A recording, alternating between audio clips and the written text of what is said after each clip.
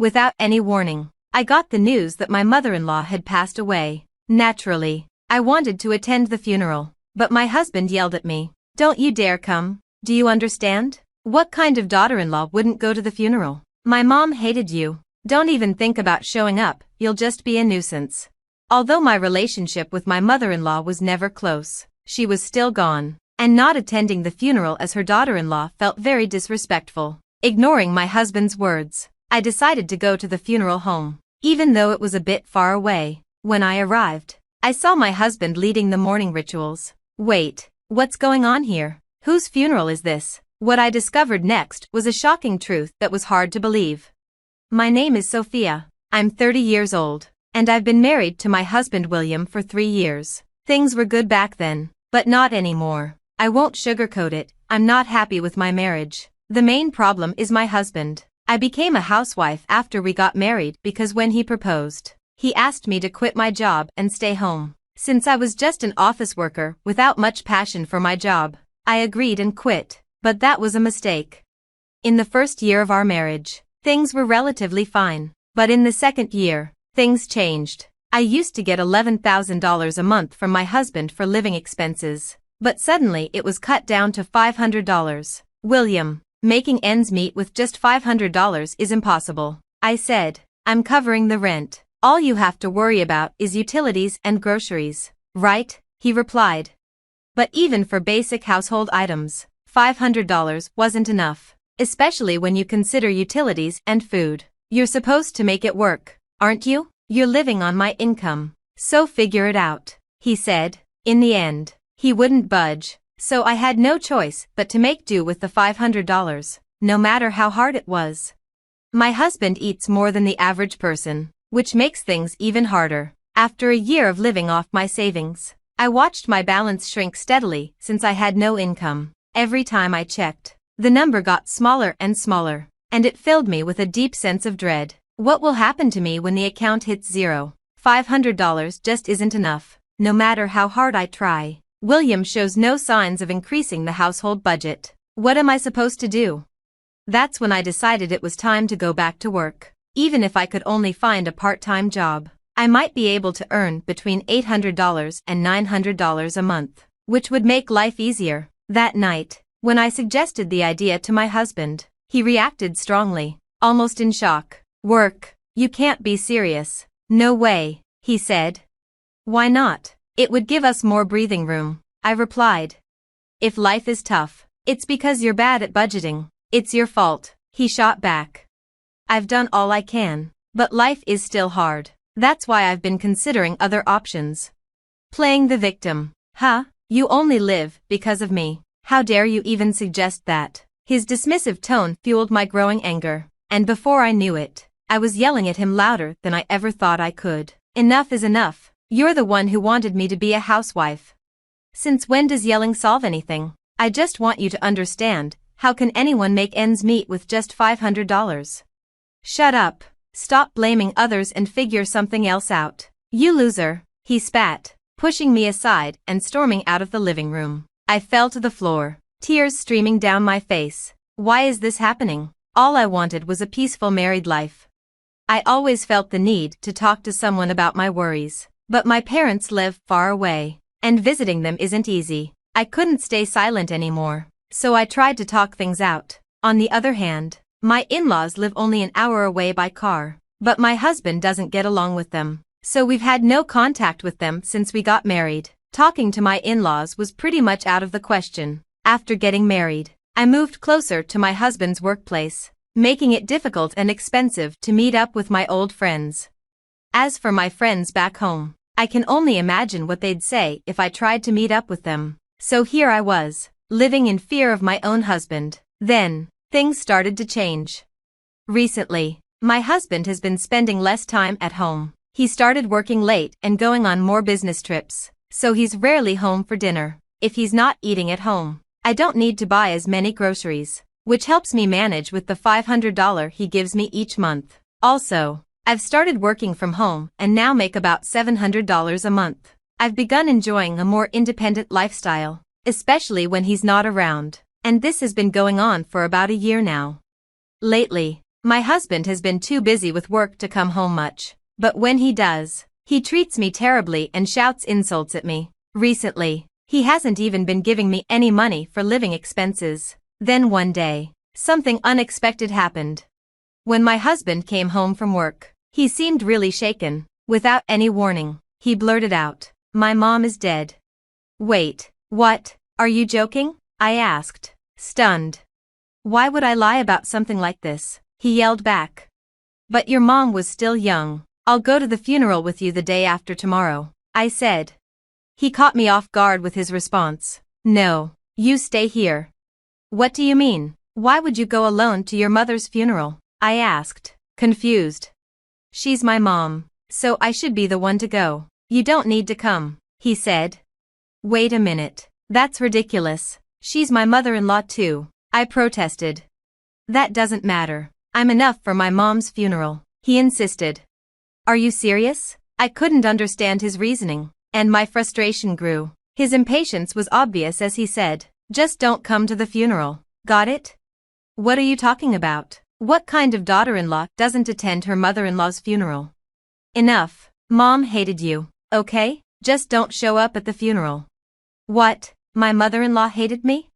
"Yes, exactly. So even if you did come to the funeral, my deceased mom wouldn't be happy." I can't believe this. My chest hurt as the harsh truth hit me. Seeing my reaction, my husband sighed in annoyance. "Enough already. If mom hated you, Dad feels the same. Your presence would just make everyone uncomfortable." "Fine, I get it. Just stop," I said, feeling defeated. "Good, don't come to the funeral," he said, pressured by my husband. All I could do was nod.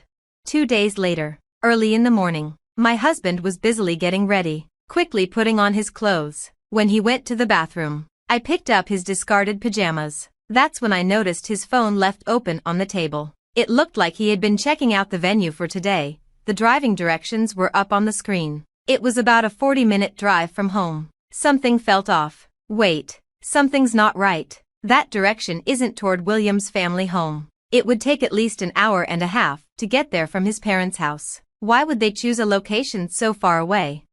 Caught up in these thoughts, my husband returned from the bathroom. Having finished setting his hair, I quickly moved away, pajamas in hand, making sure he didn't notice I'd seen his phone. He said, "I'm leaving," and walked out the door. Still feeling uneasy, I decided to attend my mother-in-law's funeral, dressed in mourning clothes.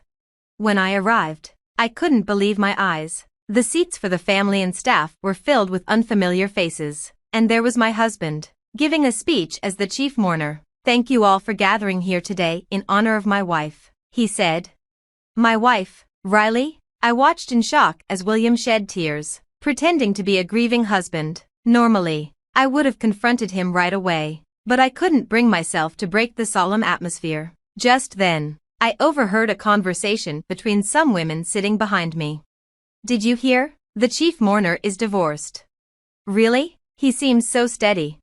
"Yeah, his previous wife was a handful. You know, apparently, she left him with a huge debt. That's troublesome." Finally, she left the divorce papers and walked out. He met his current wife soon after, even knowing she was sick and wouldn't live long. They got married because they were in love. So it's a love story. Huh?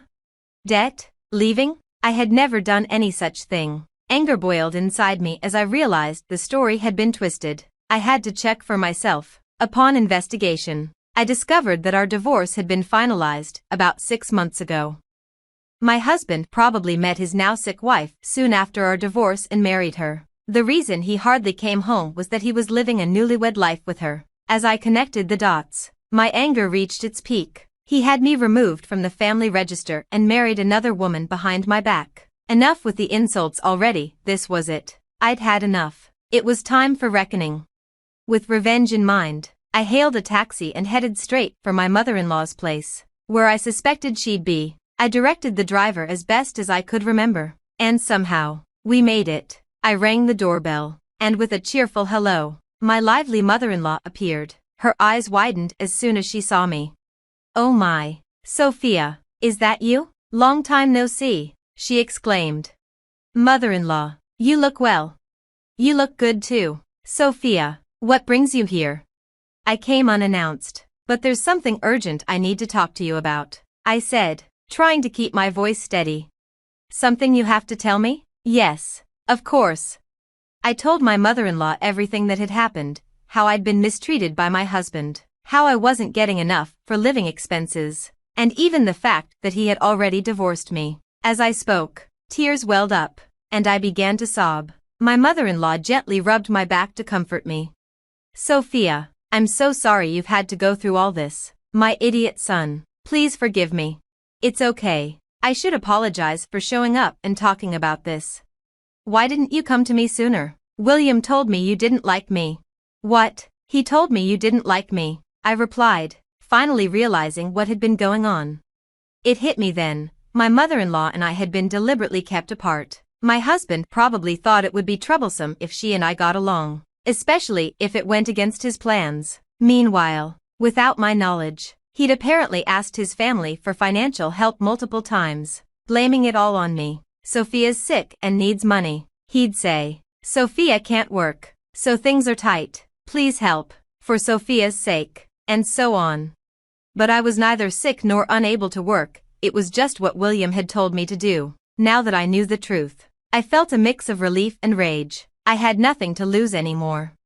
Fighting my fear, I shared my plan for revenge with my mother-in-law and decided to return to the funeral. Although the service had ended, a few people were still around. I approached one of them and asked, "Excuse me, do you know where the deceased's family lives? I couldn't make it to the funeral, and I want to bring some flowers later." Pretending to be an acquaintance, I managed to get the address of my husband's mistress's family home. The next day, I took some funeral flowers and headed to their place. When I rang the doorbell, a woman who looked quite worn, probably from the grief of losing her daughter, answered. It was likely the mistress's mother. I introduced myself as a friend and was invited inside. Once led to the room with the family altar, I saw my husband there. "Sophia, what are you doing here?" he exclaimed, as soon as he said my name. My husband quickly covered his mouth. The father of the mistress turned to William and asked, "What's going on?" That's when I let it all out. "I'm sorry for lying. I am this man's ex-wife." "Ex-wife? Why would you be here?" the father asked, confused. "Your daughter and I were both deceived by this man," I began, my voice trembling with emotion. "I found out just yesterday, at Riley's funeral, that I was divorced." What does that mean?" Riley's father asked, now visibly angry.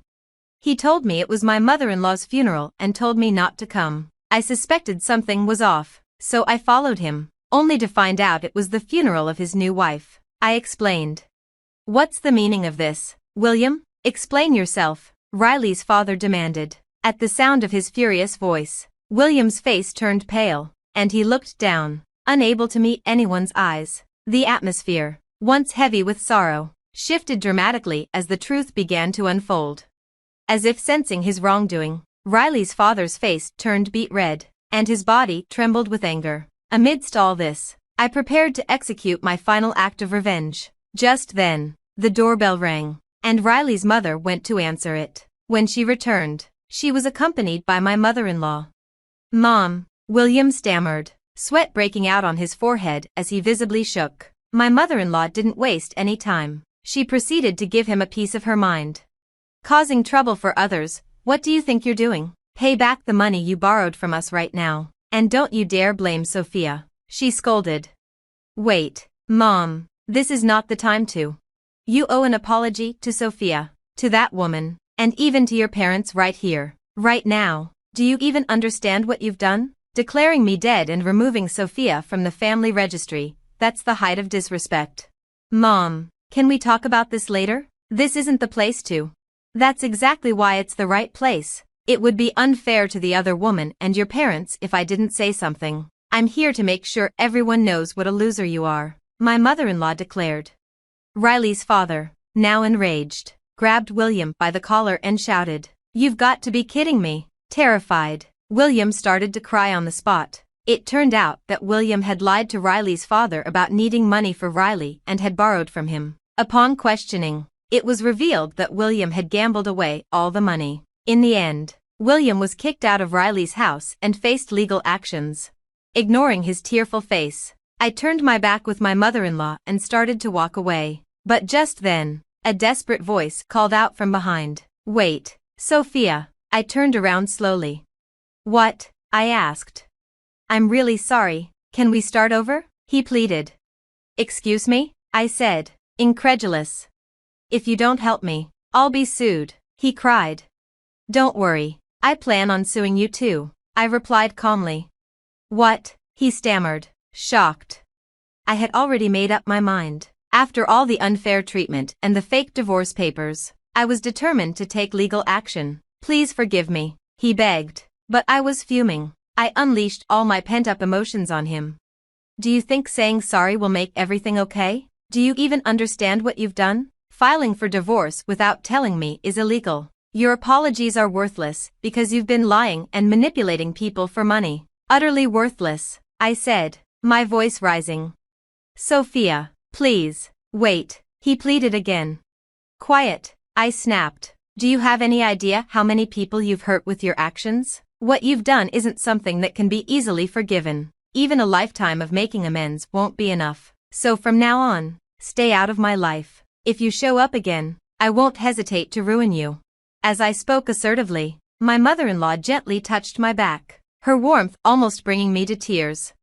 In the end, William had to pay back the $10,000 he borrowed from Riley's father in one lump sum. Additionally, he had to pay me alimony and a fine for forgery. His salary was never that high to begin with, so the financial hit hurt him badly. He even had to go into debt to pay the alimony, and now he's getting collection calls at work. It's only a matter of time before he loses his job. As for me, I went back to my old job right after the divorce. Now, I'm living in an apartment near my workplace and enjoying peaceful days. Since then, I've been meeting with my mother-in-law regularly, updating each other on our lives. Our relationship has deepened even more after the divorce. My mother-in-law, who stood by me as we confronted her own son, has become like a second mother to me, and I plan to cherish her as such from now on. The letter arrived on a Tuesday, landing like a grenade in my perfectly ordered life. I almost missed it, buried between bills and junk mail, but my grandmother's lawyer's firm name caught my eye. My hands trembled as I tore open the envelope, standing in my kitchen where I'd shared countless cups of tea with Gran before she passed. My name is Laurel, and until that moment, I thought I'd process my grandmother's death as well as any doctor could. Being an oncologist, I'm familiar with loss, but nothing prepared me for what that letter contained. Dear Dr. Whitaker, it began formally. In accordance with your grandmother's final wishes, we are to deliver the enclosed key and instructions to you exactly 6 months after her passing. A small brass key fell into my palm as I unfolded the letter. My throat tightened. I recognized it immediately. It belonged to Gran's antique writing desk, the one piece of furniture she never let anyone touch. The contents of the locked drawer, the letter continued, include your grandmother's personal diary and several documents she believed you should see. She was explicit that these materials be reviewed by you alone. My phone buzzed. Mother's name flashed across the screen. Marjorie Whitaker. 20 years of minimal contact, and suddenly she was calling daily since Gran's death. I let it go to voicemail, just like I had every other time. Laurel, honey. Her message played later as I poured a generous glass of wine. Clyde and I were thinking about visiting next weekend. There are some things we need to discuss about your grandmother's estate. I deleted the message before it finished. Classic Marjorie, absent for most of my life until money entered the equation.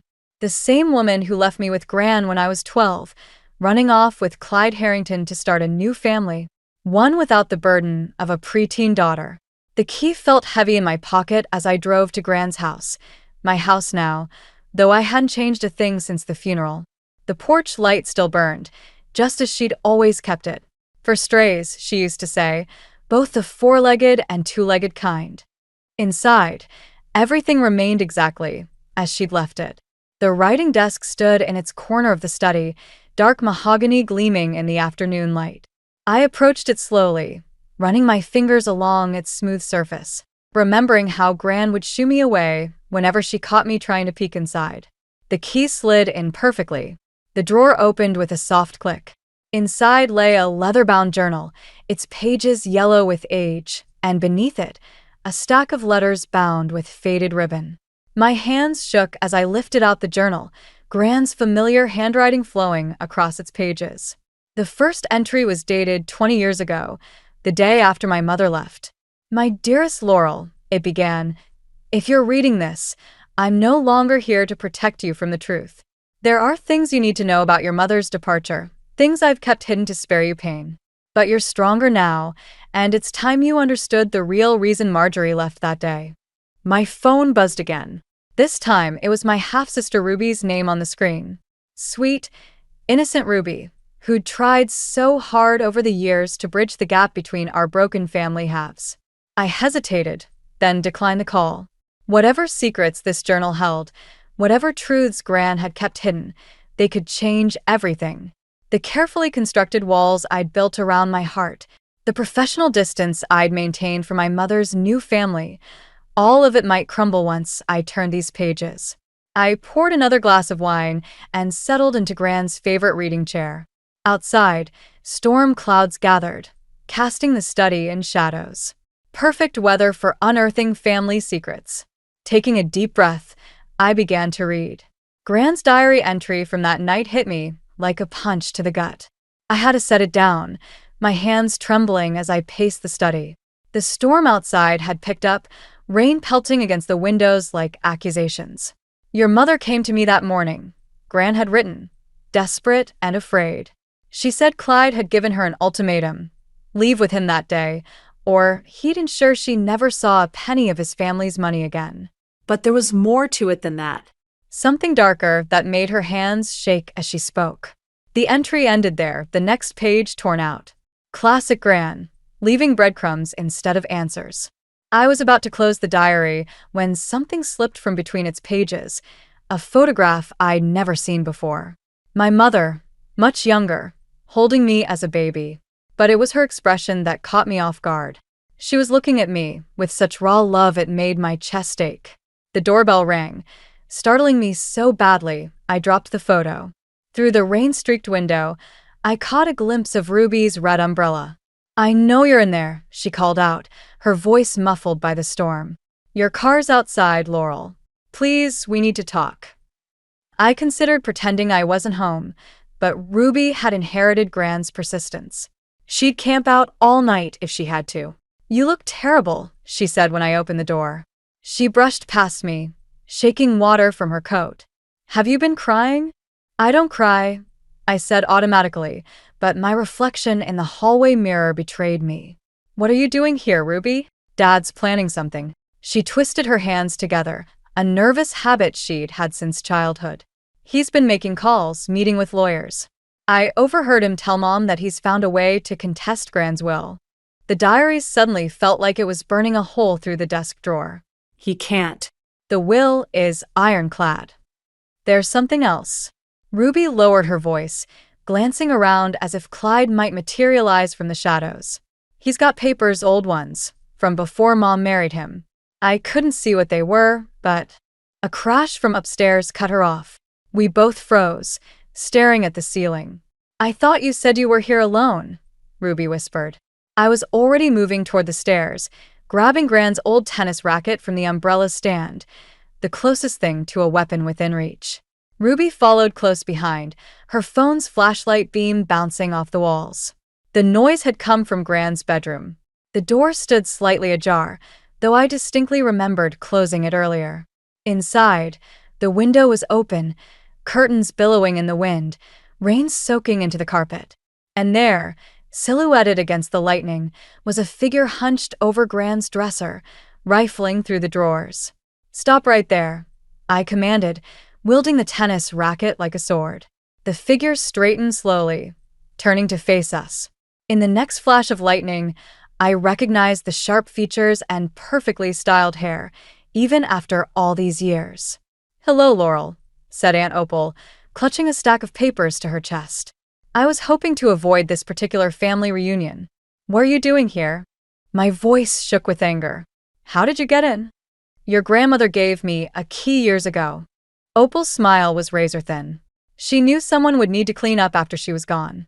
Some things are better left buried, dear. For everyone's sake.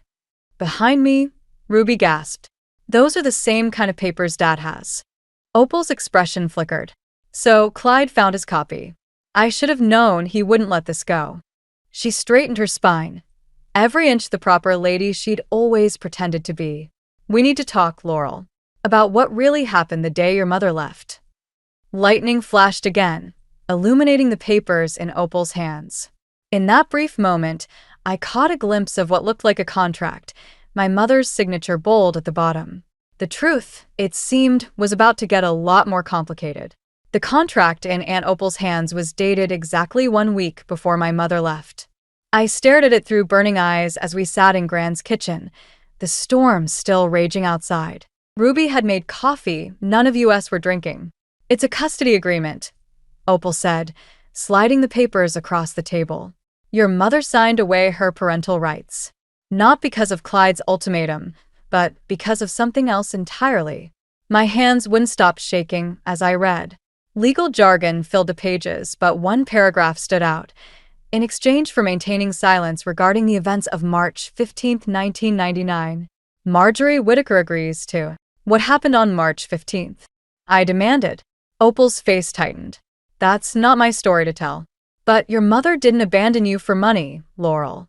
She left to protect you. Ruby leaned forward, her coffee forgotten. Protect her from what? Before Opal could answer, my phone buzzed. Marjorie's name flashed on the screen again, but this time, there was a text. Clyde knows about the contract. He's coming for the house. Don't let him in. As if on cue, headlights swept across the kitchen windows. A car door slammed. He followed me, Ruby whispered, face pale. I'm so sorry. I should have been more careful. Opal moved faster than I'd ever seen her move, gathering the papers. Get these somewhere safe. Now. Heavy footsteps on the porch. Then pounding on the door.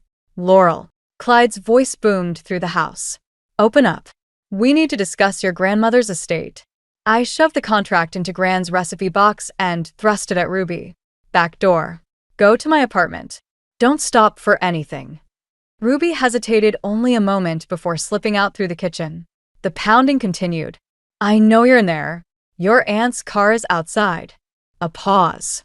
Don't make me call the police, Laurel. I have documentation proving your grandmother wasn't of sound mind when she changed her will. Opal's laugh was bitter. Documentation he fabricated, no doubt. She straightened her spine. Let him in. It's time we ended this charade. Are you insane? I hissed, but I was already moving toward the door. 20 years of questions were about to be answered, one way or another.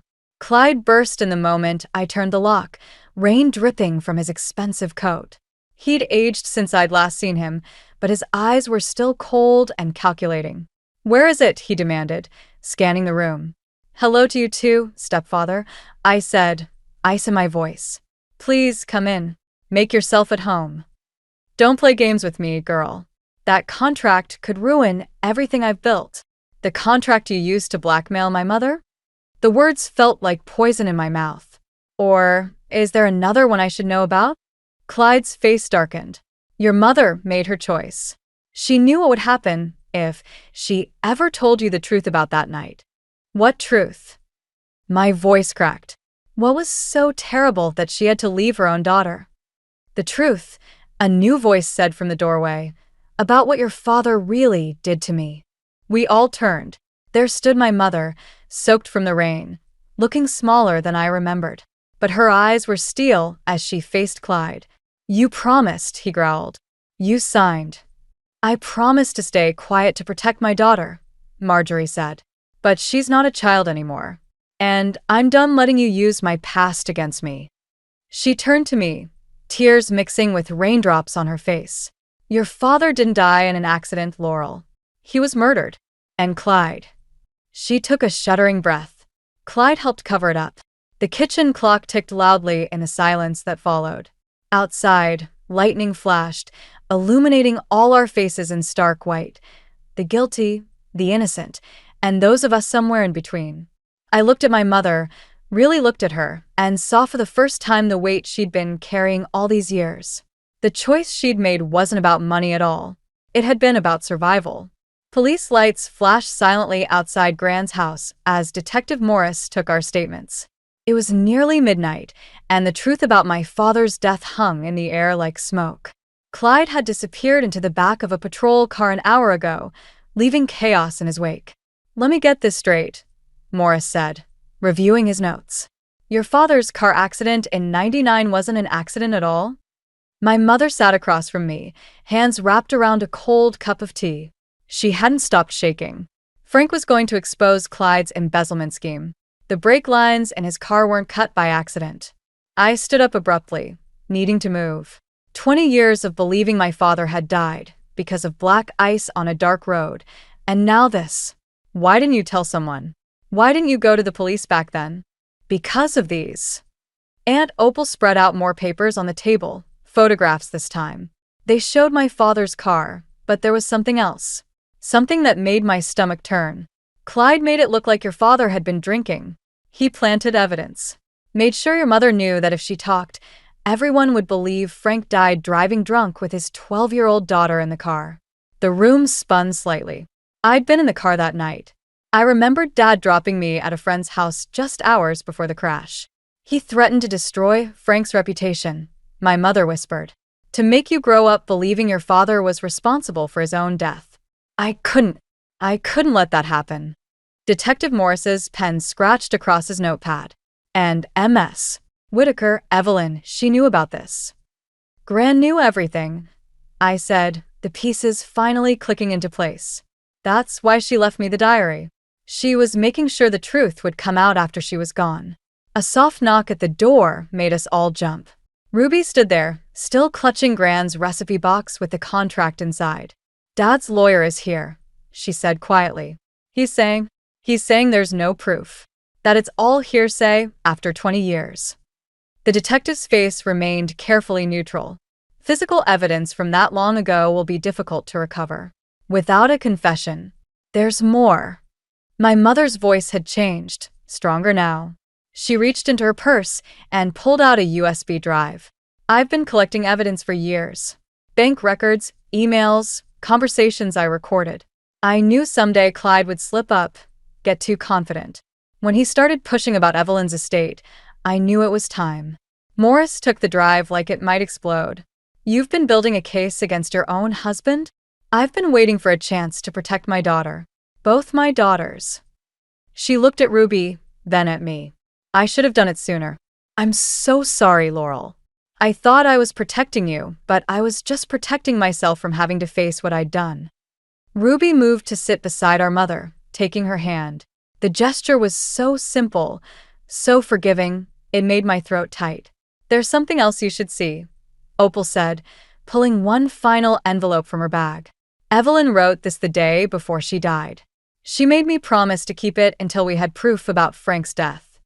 The letter inside was in Gran's familiar handwriting, but shakier than I remembered. As I read, my hands began to tremble. "My dearest Laurel," it began, "by now you know the truth about your father. What you don't know is that he left something for you. Something Clyde has been searching for all these years." I looked up at my mother, whose eyes had gone wide with recognition. "The evidence," she breathed. "The original evidence of Clyde's embezzlement. Frank hid it somewhere in this house before he died. That's the real reason Clyde wanted the estate.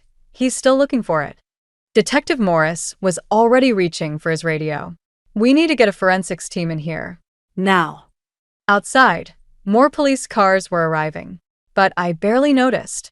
I was already moving toward Gran's study, my mind racing. If Dad had hidden something in this house 20 years ago, there was only one place he would have put it. The same place I used to hide my own secrets as a child, behind the loose brick in the study fireplace. The loose brick slid out easily, as if it had been waiting all these years for my touch. Inside was a dusty manila envelope, sealed with my father's familiar scrawl across the front. "For my Laurel, when the time is right." "Did you find something?" Detective Morris called from the doorway.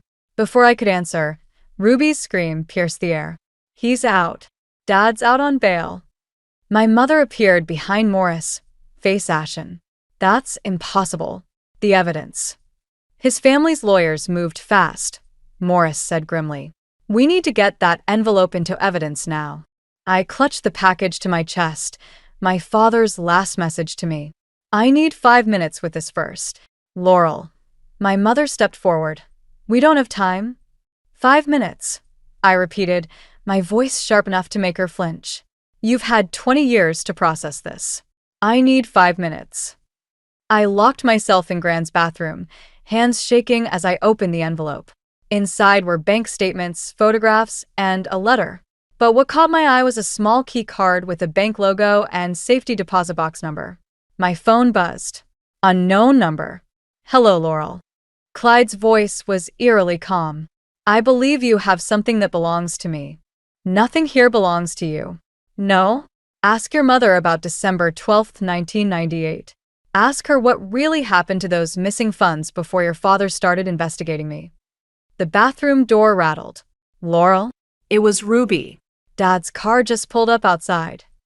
I stared at the documents in my hands. December 12th, 1998. There it was, a transfer record with my mother's signature. She was in on it, I whispered. At the beginning. Smart girl, Clyde said. Your mother helped me set up those accounts. She only turned on me when your father found out. She's not the victim she pretends to be. The front door slammed downstairs. Heavy footsteps. I'm coming up, Clyde called out. Let's handle this like family. I cracked open the bathroom door. Ruby stood there, tears streaming down her face. Mom's gone. She just ran out the back door. Of course, she had. Running was what she did best. Get these to Morris. I shoved the envelope at Ruby. Go out the window, down the trellis like we used to. Don't stop for anything. What about you? I pulled Gran's diary from my pocket. I need answers first. Laurel? Clyde's voice was closer now. Let's talk about a deal. Ruby squeezed my hand before disappearing through the window. I walked out to face my stepfather, Gran's diary held tight against my chest. He stood at the top of the stairs, still in his expensive suit despite the late hour. Where are the documents? Gone. Like your leverage over my mother. His smile didn't reach his eyes. You really think she's worth protecting? After everything she's done? I'm not protecting her. The diary's spine crackled under my grip. I'm finishing what my father started. Your father was a fool who didn't understand business. My father, I said quietly, taught me where to hide things. Want to know what else he taught me? Clyde took a step forward. Don't play games. He taught me that the truth always comes out. December 12th, 1998. I know Mom helped you. But I also know from Gran's diary that she tried to stop you once she realized what you were really doing. That's why you needed her gone, why you threatened her with my father's reputation. His face darkened. You have no proof. I have Gran's diary. I have Ruby's testimony about your threats. And I have. I pulled out my phone, showing him the recording icon. Your confession from downstairs earlier. The police may have let you go, but they're going to love hearing this. Clyde lunged forward just as Detective Morris appeared behind him, gun drawn. That's enough, Morris said. Hands where I can see them. As they led Clyde away again, I saw my mother standing in the garden, watching through tears. She took a step toward the house, but I turned away. Some betrayals cut too deep for second chances. Or so I thought. 3 days after Clyde's arrest, I found myself sitting in the safety deposit box vault, staring at the contents of box 2317. My father's final evidence lay scattered before me. Photos, ledgers, and a videotape labeled insurance. But it was the handwritten confession that made my hands shake. My mother's confession, dated the day before my father died. The bank manager cleared his throat. Dr. Whitaker, your sister's here. Ruby looked exhausted as she slid into the chair beside me. Mom's asking for you. She's not doing well. She's doing exactly what she's always done, I said, spreading out the confession. Running, hiding, lying. She tried to make it right. Ruby's voice cracked. That confession proves it. She was going to turn herself in, turn Dad in too. And Dad died before she could. The words tasted bitter. How convenient. The police found something else. Ruby pulled out her phone, showing me a video. Security footage from the bank, dated December 12, 1998. My mother, younger and terrified, standing at a teller window while Clyde loomed behind her, his hand gripping her arm, hidden from the teller's view. She was his victim too, Ruby whispered. I shoved back from the table. Don't make excuses for her. She had choices. Like what? Let him kill Dad sooner? Let him come after you. Ruby's voice rose. You read Gran's diary. You know what Clyde was capable of. The diary. I'd been avoiding its final pages, afraid of what else I might learn. Afraid Gran's last words might force me to forgive when all I wanted was justice. My phone buzzed. Detective Morris. Clyde made bail again. Higher-ups intervening. Watch your back. Ruby read the message over my shoulder. He'll come for the evidence. For all of us. Let him try. I gathered the documents, but Ruby grabbed my wrist. You sound just like Dad did. Her words hit like a slap. All righteous anger and no self-preservation. Look where that got him. What do you expect me to do? Forgive and forget. I expect you to survive. Ruby's eyes filled with tears. Mom's in the hospital because she finally stood up to him. She took pills, Laurel. They're saying she might not make it. The world tilted sideways. What? She left a note. For you. Ruby pulled out an envelope, hospital letterhead visible through the thin paper. She said if anything happened to her, you'd find the rest of Dad's evidence in her old music box. The one she left behind when she abandoned me. I stared at the envelope, remembering that music box. The one that played Beethoven's Moonlight Sonata. The one I'd smashed against the wall the day after she left. Oh God. The realization hit like ice water. The pieces. I threw them away. What pieces? The music box. I destroyed it. My legs gave out, and I sank into the chair. If there was evidence inside. Ruby's phone rang. Her face went pale as she listened. We have to go. Now. Dad's been to the house. He's torn it apart looking for something, and now he's heading to the hospital. To Mom. I looked down at the confession in my hands. 20 years of anger and betrayal warred with the image of my mother, young and frightened, Clyde's hand leaving bruises on her arm. If we lose her, Ruby's voice broke. If he gets to her before she wakes up, we'll never know the whole truth. The truth. I'd been so focused on exposing it, on finally understanding why my family had shattered, that I hadn't considered the cost. Now my mother was dying, Clyde was free, and the final pieces of evidence might be sitting in a landfill somewhere, destroyed by my own teenage rage. Sometimes revenge doesn't taste like justice at all. Sometimes it tastes like ashes and regret. Let's go, I said, pocketing the confession. It's time to end this. One way or another. The hospital corridor stretched before me like a gauntlet. Ruby had gone to get security, leaving me alone outside my mother's room. Through the window, I could see her still form, tubes and wires making her look smaller than I remembered. Movement at the end of the hall caught my eye. Clyde. I slipped into the room, quietly closing the door. My mother's heart monitor beeped steadily as I pulled Gran's diary from my bag, finally opening to those last pages I'd been avoiding. I knew you'd come. I spun around.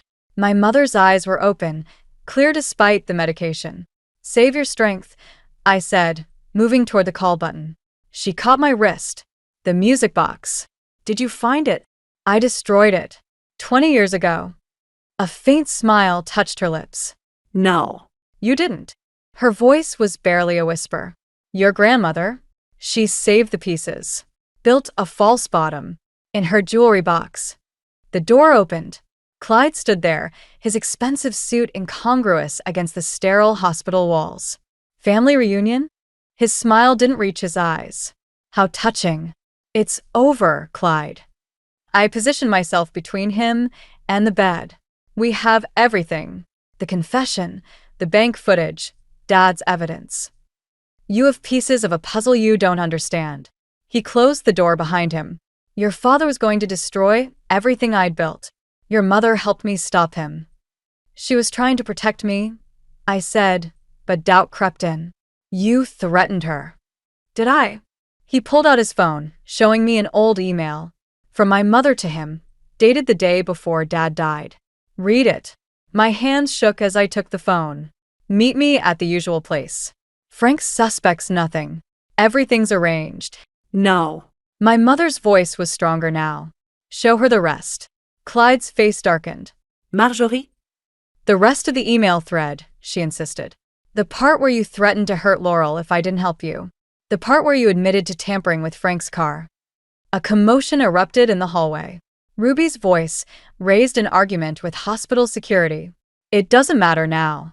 Clyde moved closer to the bed. None of you will testify. Not if you want to keep your medical license, Laurel. Did you think I wouldn't find out about those prescriptions you wrote for your grandmother? The ones that helped ease her passing? My breath caught. Gran's last days. The pain medication. Leave her alone. My mother struggled to sit up. I've already sent copies of everything to the police. Everything, Clyde. Including what you did to your first wife. The monitor's beeping accelerated as Clyde reached for my mother. I moved without thinking, years of suppressed rage finally finding their target. The diary flew from my hands as I shoved him back, papers scattering across the floor. Among them, fluttering like leaves, were photographs. Not from the music box or Dad's evidence, but from Gran's diary. Photos of a young woman, bruised and frightened. Clyde's first wife. Gran knew, I whispered. She knew all along. She tried to warn Frank. My mother's voice cracked. That's why I had to choose. You or him. I chose you. Clyde lunged for the photos, but the door burst open. Ruby stood there with Detective Morris and two officers. Actually, Ruby said, holding up her phone, you chose all of us. She'd been recording everything.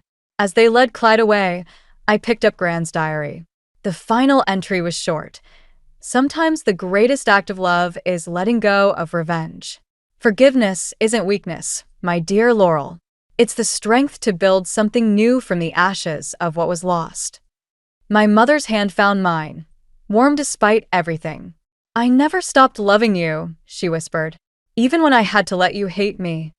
Outside, the sun was rising, painting the hospital room in shades of gold and shadow. Sometimes the light shows us things we couldn't see in the dark, like the difference between justice and revenge, or the fine line between love and sacrifice. I squeezed my mother's hand, 20 years of anger finally giving way to something else, something that felt almost like hope. 6 months after Clyde's conviction, I stood in Gran's study, my study now, sorting through the last of her belongings. Ruby sat cross-legged on the floor, piecing together the restored music box while our mother watched from the doorway, still moving carefully after her hospital stay. Found it, Ruby announced, fitting the final piece into place. The false bottom slid open with a click, revealing not documents, but a single photograph. My father holding me as a baby, my mother beside him, all of us laughing at something just out of frame. I remember that day, my mother said softly. Frank had just told one of his terrible jokes. I traced the edge of the photo, wondering how different things might have been if we'd stayed frozen in that moment of joy. Why did Gran keep this hidden instead of the evidence? Because evidence proves guilt, Ruby said, wisdom beyond her years in her voice. But this proves there was something worth saving. The doorbell rang. Aunt Opal stood on the porch, clutching a familiar leather-bound book. Found this while packing up my place, she said, holding out another of Gran's diaries. It's from before, everything, when your parents first met. I took the diary but didn't open it. Some stories didn't need to be excavated. Some truths could rest in peace. I'm selling the house, I announced suddenly. 3 pairs of eyes turned to me in surprise. But it's your home, my mother protested. Everything you fought to protect was never about the house. I moved to the window, watching shadows stretch across Gran's garden. It was about understanding why. Why you left, why Dad died, why Gran kept so many secrets. But understanding doesn't mean we have to live in the shadow of those choices forever. Ruby stood, brushing dust from her jeans. Where will you go? There's a practice opening up near the coast. They need an oncologist. I turned back to my family, this patchwork of broken pieces we were slowly fitting back together. It's only an hour away. Close enough for Sunday dinners, far enough to start fresh. My mother's hands trembled as she picked up the music box. When she wound it, Moonlight Sonata filled the room, each note carrying echoes of the past. Your grandmother wrote something else, Opal said quietly. In that last diary. About revenge and forgiveness being two sides of the same coin. Both ways of holding on to pain. And what's the alternative? I asked. Ruby answered, letting go. Later that night, after everyone had left, I sat in Gran's chair one last time. The study felt different now, lighter somehow. On my laptop, an email from Detective Morris waited. They'd found more of Clyde's victims, other families he'd tried to destroy. My testimony wouldn't be needed at the new trials. I closed the laptop without responding. Let someone else carry the torch of justice. My war was over. The music box sat on the desk, moonlight gleaming off its restored surface. Inside, beneath the false bottom, I'd placed a new photograph, one taken last week at Ruby's graduation. My mother and I flanking her, all of us smiling despite the years of pain between us. Or maybe because of them. Gran's final diary entry had been right. The strongest families aren't the ones that never break, but the ones that learn to rebuild from the pieces. I packed the music box carefully in my bag. Tomorrow, I'd start looking for coastal properties. Something with big windows and a garden, where shadows couldn't linger. Maybe with room for guests. As I locked up the house one last time, I thought I caught a whiff of Gran's perfume, heard the echo of her laugh. But when I turned, there was only moonlight and the soft whisper of leaves in the garden she'd loved so much. Some ghosts, I was learning, don't need to be exorcised. Some can stay, teaching us how to love better, forgive deeper, live fuller. And sometimes, the best revenge isn't revenge at all. It's building something beautiful from the ashes of what was lost. I drove away from my grandmother's house for the last time, the music box safe beside me, carrying its cargo of broken melodies and new beginnings. The call from my mother came just as I was finishing hanging Grandma Etta's quilts on the clothesline. Her timing was always impeccable that way, disrupting the small moments of peace I managed to carve out for myself. Lila, darling, I need you to do something for me. Her voice carried that familiar saccharine tone that always preceded bad news. I pinned the last corner of the quilt, watching it dance in the autumn breeze. I'm kind of busy, Mom. This is important. Sarah needs a place to stay. The wooden clothespin snapped in my hand. Sarah, my half-sister, the golden child, the one who'd never had to work for anything in her life. No. It's not a request, dear. She'll be there tomorrow. I pressed my fingers against the bridge of my nose. You can't just. Actually, I can. Her voice hardened. Need I remind you that your grandmother's house isn't legally yours yet? The trust doesn't transfer until you're 30. The quilts suddenly felt like they were closing in around me, their familiar patterns morphing into prison bars. You wouldn't. Of course not, darling. But Sarah needs guidance, and you're so stable. She made it sound like a disease. Besides, that house is far too big for just one person. I looked up at Grandma Etta's Victorian home, with its worn blue shutters and wraparound porch. Every creaking floorboard and chipped tile held a memory. This is my home. Then be a good sister and share it. Sarah will arrive tomorrow afternoon. Do make her feel welcome. The line went dead before I could protest further. I stood there, surrounded by billowing quilts, my phone clutched so tight my knuckles turned white. Inside, I paced the kitchen, my grandmother's domain where she'd taught me everything from baking to standing my ground. The copper pots still hung exactly where she'd left them, catching the sunlight that streamed through the bay window. My neighbor Iris's voice drifted through the screen door. Those quilts sure look pretty dancing in the wind. I opened the door to find her on the porch, a plate of cookies in hand. One look at my face, and her smile faded. Mari called, I said, accepting the plate. Ah. Iris settled into one of the rocking chairs. And what does Her Majesty want this time? She's sending Sarah to live with me. Tomorrow. Iris's rocker stopped mid-motion. The same Sarah who threw a fit at your grandmother's funeral because the catering wasn't up to her standards? The very same. I sank into the other chair, offering her a cookie. Mom's using the trust as leverage. If I don't take her in, she'll contest the house, Iris finished, her eyes narrowing. That woman never did fight fair. A text buzzed on my phone. From Sarah. Can't wait to give that dusty old place a makeover. 指甲油亮光闪烁。 My stomach clenched. I showed Iris the message. Well, she said, brushing cookie crumbs from her lap.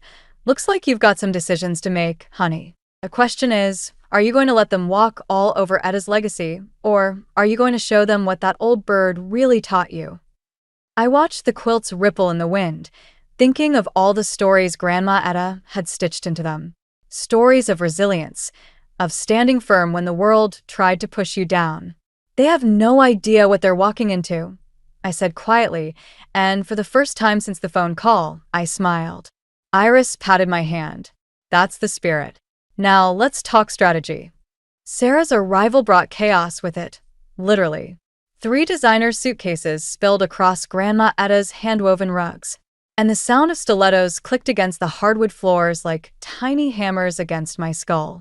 This place is so quaint, Sarah said, wrinkling her nose at the vintage wallpaper. Mom said it needed work, but I didn't realize how much. I bit my tongue, remembering Iris's advice about picking my battles. Your room is upstairs, second door on the right.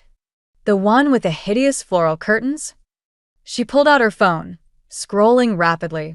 I already ordered new ones, along with some other necessities. You can't just... Oh, and the moving truck will be here tomorrow with my furniture. My hands clenched involuntarily. There's already furniture in that room. Sarah glanced up, her perfectly manicured eyebrows arching. That ancient stuff? I had it moved to the attic this morning. The movers came while you were at work. The room spun slightly. I steadied myself against the banister, feeling the smooth wood Grandma Etta had polished countless times. You went into my house while I was gone? Mom gave me a key. She shrugged, as if this explained everything. Don't worry, I supervised them. Nothing valuable was damaged. Well, except for that old mirror, but honestly, it was already cracked. My throat tightened. Which mirror? The ugly gold one. It's fine though. I ordered a modern replacement that'll really open up the space. Grandma Etta's vanity mirror. The one she'd rescued from a fire in her childhood home. The one she'd restored by hand. I took 3 deep breaths, just like Iris taught me. Show me. Sarah rolled her eyes, but led me upstairs. The room, my mother's old room, was stripped bare. The antique dresser, the hand-carved bed frame, the reading nook cushions Grandma had embroidered, all gone. In their place stood sleek, modern furniture still wrapped in plastic. See? So much better already. Sarah bounced on the mattress that had replaced Grandma's 4-poster bed. Though these floors really need updating. I'm thinking hardwood. Stop. My voice came out steadier than I felt. Where's the mirror? Attic. Though honestly, you should just let me. I was already moving, climbing the narrow stairs to the attic. The space was chaos. Furniture piled haphazardly, boxes stacked without care. And there, propped against a trunk, was Grandma's mirror. A jagged crack split its surface from corner to corner. Something inside me cracked too. I descended to find Sarah on her phone again. The contractors can start next week. Mom's covering it, of course. She agrees this place needs. Get out. She looked up, startled. Excuse me? Get out of this room. Now. You can't be serious. Mom said. I don't care what Mom said. This is my house and you, my voice caught. You don't get to erase her. Erase who? That old furniture? Please, I'm doing you a favor. This place is stuck in the last century. I stepped closer, feeling something shift inside me, something cold and determined. You have 2 choices. Either you move everything back exactly as it was, or you can explain to Mom why you're sleeping in a hotel. You wouldn't dare. The trust. Try me. Our eyes locked. For the first time, I saw uncertainty flicker across her perfect features. Fine, she huffed. I'll cancel the contractors. But I'm not moving all that heavy stuff myself. No, I said, already pulling out my phone. You're going to help me move every single piece back. And then we're going to have a long talk about boundaries. She opened her mouth to argue, but something in my expression made her stop. Good.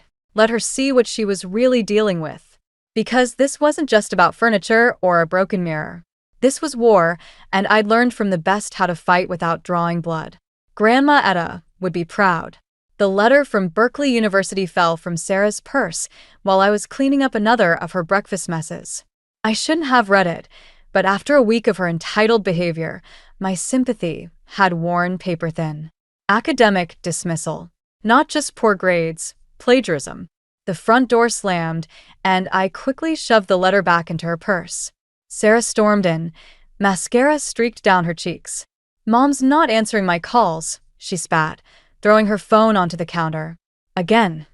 I watched her grab Grandma's crystal tumbler and fill it with vodka. At 2 in the afternoon. Rough day. Like you care. She knocked back the drink. You're probably loving this, aren't you? Perfect Lila, with her perfect little life in this perfect little museum. My life's far from perfect. I moved the vodka bottle out of reach. But at least I'm honest about it. Her head snapped up. What's that supposed to mean? I met her gaze steadily. Does Mom know why you really left college? The color drained from her face. For a moment, I saw past the designer clothes and practiced sneer to something raw and frightened. Then the mask slipped back into place. You went through my things? She grabbed her purse, clutching it like a shield. You had no right. Like you had no right to move Grandma's furniture? Or break her mirror? That's different, Mom said. Mom's not here. I stepped closer. It's just us, Sarah. No audience, no one to perform for. Why don't you tell me what really happened? She hurled the crystal tumbler against the wall. It shattered, sending prisms of light dancing across the kitchen. You want the truth? Fine. I couldn't hack it, okay? I couldn't be what everyone expected. Perfect grades, perfect social life, perfect everything. So I took some shortcuts. By stealing someone else's work? I was drowning. Her voice cracked. Do you know what it's like living in your shadow? Why can't you be more like your sister? Why can't you get it together like Lila? Even when Mom sent me here, it was because you're the responsible one. I almost laughed. You think I'm the favorite? Mom barely acknowledges my existence unless she wants something. At least she had expectations for you. Me? Sarah slumped against the counter. I'm just the mistake she made with her second husband. The kitchen fell silent except for the tick of Grandma's old clock. I looked at the shattered crystal, thinking of all the things we'd broken between us. Help me clean this up, I said finally. She blinked. What? The glass. Help me clean it up, and then we can talk. Really talk. For a moment, I thought she'd refuse. Then she grabbed the broom I held out. As we swept up the broken pieces, I noticed her hands trembling. You know, I said carefully, Grandma used to say that sometimes things need to break before they can be fixed properly. Sarah paused, a dustpan full of crystal shards in her hands. Is that why you hate me? Because I'm breaking things. I don't hate you, Sarah. I hate what you're doing to this house, to Grandma's memory. She dumped the glass into the trash. I needed to change something, to feel like I had control over something. I thought of the letter in her purse, of all the pressure she must have faced. There are better ways to take control. She looked around the kitchen, at the space she'd been trying so hard to erase. Will you show me? It wasn't an apology, but it was a start. And maybe, just maybe, there was something worth salvaging here, if we could both let go of our weapons long enough to try. First, I said, let me tell you about the woman who built this house with her own 2 hands. The bass from Sarah's impromptu party rattled Grandma's china cabinet, each vibration threatening to topple the delicate teacups inside. I'd returned from my late shift to find our tentative piece shattered along with my hopes of progress. It's just a few friends, Sarah had said earlier when I caught her setting up. Now, at midnight, a few friends had multiplied into dozens of strangers sprawled across every surface of our home. Someone stumbled into Grandma's reading chair, sloshing red wine onto the hand-stitched cushions. Another group was using her antique coffee table for beer pong. I found Sarah in the kitchen, perched on the counter where Grandma had taught me to roll pie crust, surrounded by admirers. "Oh my God, you should have seen her face when I redecorated," she was saying. "Like I'd committed murder or something. It's just furniture." The room fell silent as I stepped in. Sarah's smile faltered for a fraction of a second before brightening artificially. "Lila, you're home early. This needs to end. Now. Don't be such a buzzkill." She hopped down, swaying slightly. "We're celebrating." "Celebrating what?" Mom called. "She's giving me access to my trust fund early. No more slumming it here." She gestured grandly, nearly knocking over a bottle. "I'm moving out next week." The news should have brought relief. Instead, it felt like a punch to the gut. "When were you planning to tell me?" "I just did." She turned to her audience. "See what I mean? So dramatic." A crash from the living room made me flinch. Sarah rolled her eyes. "Relax, I'll replace whatever it is." "Like you replaced Grandma's mirror?" Her friends exchanged glances, sensing the shift in atmosphere. Sarah waved them away. "Give us a minute, guys." Once we were alone, her facade cracked slightly. "Look, I know I messed up with the mirror, but this isn't about the mirror." I grabbed a stranger's hands as they reached for Grandma's prized copper pots. "This is about respect. For this house, for me, for yourself." "Oh, please. You're not my mother." "No, I'm not. I'm the person who's been trying to help you." She laughed, harsh and brittle. "Help me? By what? Lecturing me about your precious grandmother. Judging everything I do? Some sister you are." "Sister?" I stepped closer, lowering my voice. "Sisters don't use each other. They don't destroy what matters most to each other for entertainment." Something flickered in her eyes, guilt, maybe, or fear. Then her phone buzzed. She glanced at it, and her expression hardened. "Mom says hi," she said sweetly. She also mentioned something interesting about the trust conditions for the house. Apparently, if the property isn't properly maintained. The threat hung in the air between us. Through the doorway, I could see more people arriving, bringing chaos with them. "So here's the deal," Sarah continued. "The party stays. And if you try to stop it..." She shrugged. "Well, I'm sure Mom would love to hear about all the damage happening to her investment." In that moment, I saw our mother in her, the same calculated manipulation, the same casual cruelty. But I also saw something else, desperation. The kind that comes from never feeling good enough. I thought of the college dismissal letter, of her earlier vulnerability, of all the ways fear can make us cruel. "Okay," I said quietly. She blinked, thrown off balance. "Okay, the party can stay. But first, let me show you something in the attic." Because sometimes the best revenge isn't destruction, it's forcing someone to face the truth about themselves. And I knew exactly which box of family photos would do just that. Sarah followed me upstairs, unaware she was walking into a different kind of confrontation altogether. The old photo albums lay scattered across the attic floor, their pages spread like broken wings. Sarah sat cross-legged among them, her party forgotten downstairs as she stared at a photograph of our mother, young, carefree, holding a baby that wasn't her. "She looks happy," Sarah whispered, tracing Mom's smile with a fingertip. "I've never seen her look at me like that." I pulled another album from the trunk. "Keep looking." The music thumped below us, but up here time seemed suspended between heartbeats. Sarah flipped through more pages, her perfectly manicured nails trembling slightly. "When did she change?" "She didn't." I handed her the second album. "This is from after she left." The contrast was stark. Mom in designer suits, her smile practiced, professional. A succession of photos showing her achievements, her new life, her new family. Sarah appeared in these, always perfectly dressed, always slightly apart. "I don't understand," Sarah said. "Why show me this?" "Because you're not the first person she's abandoned." I reached for Grandma's jewelry box, pulled out a folded letter. "Or the last one she'll try to control." The letter was dated 3 months ago. Mom's elegant handwriting detailed her plans for modernizing the house once she gained control. Plans that had nothing to do with preservation and everything to do with profit. Sarah's face paled as she read. The trust fund, she never intended to give it to me, did she? She needed you to create enough chaos that she'd have reason to intervene. The words tasted bitter. I'm just sorry I didn't see it sooner. A crash from downstairs made us both jump. Sarah's phone buzzed, Mom's name lighting up the screen. She stared at it, then deliberately pressed ignore. All this time, she said quietly, I thought if I just tried harder, proved myself. Her laugh was hollow. God, I'm such an idiot. You're not an idiot. You're her daughter. I closed the album gently. We both are. That's why she knows exactly how to play us against each other. Sarah stood abruptly, swaying slightly. I have to stop the party. We both know it's too late for that. Then what do we do?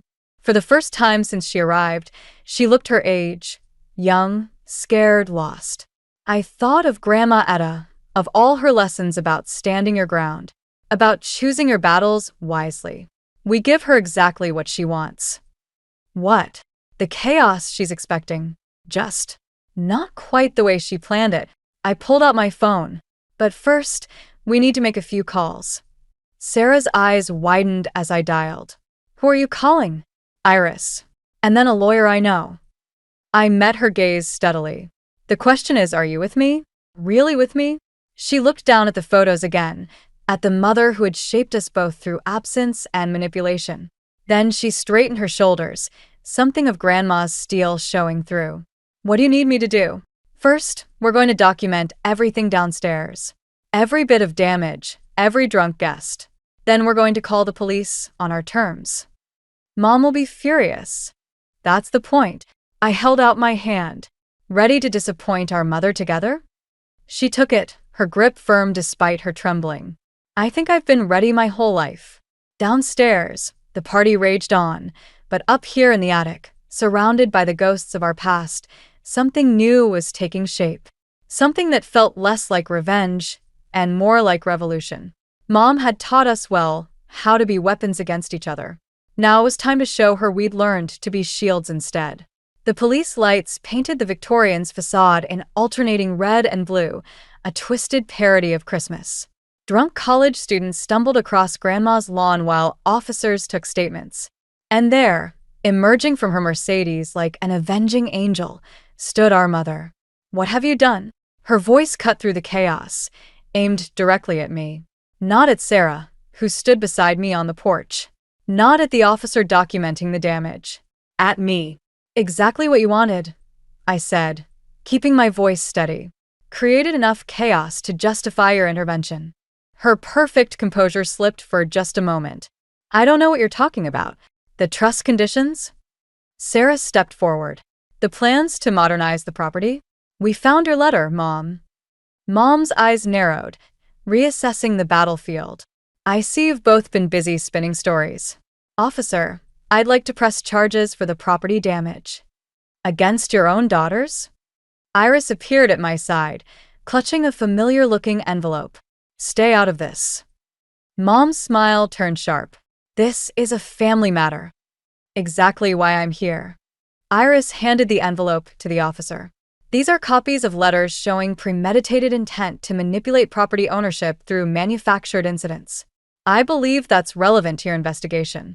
Mom's mask cracked completely. You had no right to keep those letters. Etta had every right. Iris's voice was steel. She knew exactly what you'd try to do after she was gone. The officer flipped through the papers, frowning. Ma'am, you might want to contact your lawyer. Oh, I already have. Mom pulled out her phone. In fact, a new voice cut in. You might want to hear this first. A man in a suit approached, holding up his phone. A recording played, Mom's voice discussing her plans to use Sarah to force a property transfer. Who are you? Mom demanded. James Chun, Estate Law. Your daughters retained me this evening. He smiled thinly. Those trust conditions you were counting on? They work both ways. Attempting to manipulate property transfer through fraudulent means automatically terminates your oversight rights. The color drained from Mom's face. You can't prove. The party was their idea, wasn't it? Sarah's voice shook. You told me to cause problems. To push Lila until she snapped. You used me. I was trying to help you both. Mom's composure shattered completely. This house is wasting away, just like your grandmother's ridiculous ideals. I was giving you a chance at something better. Better? I looked at our home, at the damage that suddenly seemed so small compared to the wreckage of our family. You never understood what better meant to her. To us. Officer, Chin said quietly, I believe we have everything we need. Mom's lawyer arrived moments later, huddling with her in urgent whispers. The party guests were cleared out, statements taken, evidence documented. Through it all, Sarah and I stood our ground on the porch, watching our carefully laid traps spring shut. But as Mom's car pulled away, the victory felt hollow. The house stood wounded behind us, its rooms echoing with fresh scars. And despite everything, a part of me ached at the fury and betrayal in our mother's eyes. What happens now? Sarah asked, her voice small. I looked at the broken porch railing, the trampled flower beds, the empty wine bottles scattered across Grandma's lawn. So much damage, inside and out. Now we rebuild. All of it. Together? The question hung between us, fragile as spun glass. I thought of Grandma Etta, of all her lessons about forgiveness being harder than revenge, but ultimately more worthwhile. Together, I said and meant it. But first, we need to fix that railing before someone falls through it. Sarah picked up a broken spindle, managing a weak smile. Grandma would have hated seeing it like this. Then let's make it right. Because sometimes the lowest points show us exactly how to climb back up. A week after the party, Mom appeared on the doorstep, looking smaller somehow. The designer suit hung loose on her frame, and dark circles shadowed her eyes. Sarah opened the door before I could stop her. You have some nerve showing up here, Sarah said, but her voice wavered. Mom held up her hands in surrender. 5 minutes. That's all I'm asking. I stepped forward. Say what you came to say. She pulled an envelope from her bag. Medical records, not legal documents. My stomach dropped as I scanned the contents. Stage 3 pancreatic cancer. Aggressive treatment plan. Poor prognosis. Now you understand, Mom said softly, why I pushed so hard to secure your futures. By destroying our present? My hands shook as I passed the papers to Sarah. By turning us against each other? I was trying to protect you both. Her composure cracked. This house, these memories, they won't feed you or build your future. I wanted to leave you with something concrete. Like you left me? The words escaped before I could stop them. Or like you controlled Sarah? Everything I did was for you girls. No. Sarah's voice cut through the tension. Everything you did was about control. Even this, she waved the medical records, is just another manipulation. Mom flinched. Sarah, please. When were you diagnosed? I asked. Her hesitation told me everything. 6 months ago. Before Grandma Etta died. The pieces clicked into place. You knew she was changing the trust conditions. I was trying to fix things before. Before you lost control, Sarah finished. God, Mom. Do you even hear yourself? Mom sank onto the porch swing, Grandma's swing, her carefully constructed facade crumbling. I don't know how to do this any other way. The admission hung in the air between us. I looked at Sarah, saw my own conflict reflected in her eyes. Then I noticed something else, Mom's hands, trembling slightly as they gripped her designer bag. The same way mine shook when I felt lost. We're not asking you to do anything, I said finally. We're telling you how it's going to be. Mom's head snapped up. If you want to be part of our lives, I continued, you do it our way. No manipulation. No control. Just honesty. And if I can't, then you'll face your illness alone. The words hurt to say, but they needed saying. Your choice. Some choice, she whispered. More than you ever gave us, Sarah said, but her tone had softened slightly. Mom stood, smoothing her suit with shaking hands. And if I agree? What then? I thought of Grandma Etta, of all her lessons about forgiveness and boundaries. about building bridges without letting yourself drown. Then you can come to dinner. Sunday nights. We'll start there. Just dinner? Just dinner, Sarah confirmed. No lawyers, no trust discussions, no renovation plans. Mom looked at the house behind us, really looked at it, maybe for the first time. At the repaired porch railing, the fresh paint, the careful blend of old and new that Sarah and I had created together. I'm not very good at just dinner, she admitted. We know. I held open the door. But you can learn, if you want to. She hesitated on the threshold, looking more human than I'd ever seen her. I don't deserve this chance. Probably not, Sarah said, taking her arm. But we're giving it anyway. Because that's what family does, the real kind, not the kind you try to force us to be. Mom stepped inside, and for a moment, I saw 3 generations of women reflected in Grandma's hallway mirror. The ones here, and the one watching over us. All of us broken in our own ways, but maybe, just maybe, ready to heal. 3 months later, I found the letter while Sarah and I cleaned out the attic. It was tucked inside Grandma Etta's old recipe box, beneath her famous apple pie instructions. The envelope simply read, "For when you need it most." Sarah paused in her sorting. Is that Grandma's handwriting? I nodded, carefully breaking the seal. The paper inside smelled of cinnamon and wisdom. My dearest Lila, it began. If you're reading this, you've already faced the storm I saw coming. Your mother never understood that a home isn't built with perfect walls or modern fixtures. It's built with the courage to keep your door open, even after others have tried to break it down. Sarah set down the box she was holding. She knew Mom would try something. She knew Mom, I corrected, continuing to read. And she knew us. The letter went on, not with accusations or warnings, but with a recipe, not for pie, but for healing. Each ingredient was a lesson, forgiveness measured in cups of patience, boundaries drawn with firm but loving hands, strength folded in like egg whites, carefully but completely. There's something else, Sarah said, reaching into the box. She pulled out 3 keys on an old brass ring. To the garden shed, I realized, where Grandma kept her most precious things. We found Mom in the kitchen, awkwardly attempting to roll out pie crust for our weekly dinner. Her hands shook less these days. The treatment was working, slowly but surely. Like us. We need to show you something, I said. The garden shed was exactly as Grandma had left it. Tools lined the walls, each with its own story. But it was the wooden chest in the corner that drew us in. Inside, we found photo albums, letters, and a deed, not to the house, but to a small piece of land by the lake. Your grandmother's favorite place, Mom whispered, touching the deed with trembling fingers. She used to take you there, Lila, before? Before you left, I finished. She wanted us to have it. All of us. But why? Sarah asked, flipping through photos of younger, happier versions of ourselves. The answer lay in Grandma's letter. Because sometimes healing needs neutral ground. A place without walls or memories, where you can build something new together. Mom's hand stilled on an old photograph, her as a child, laughing on the lake shore. I forgot about this place, about who I was there. Maybe that's why Grandma left it to us, I said.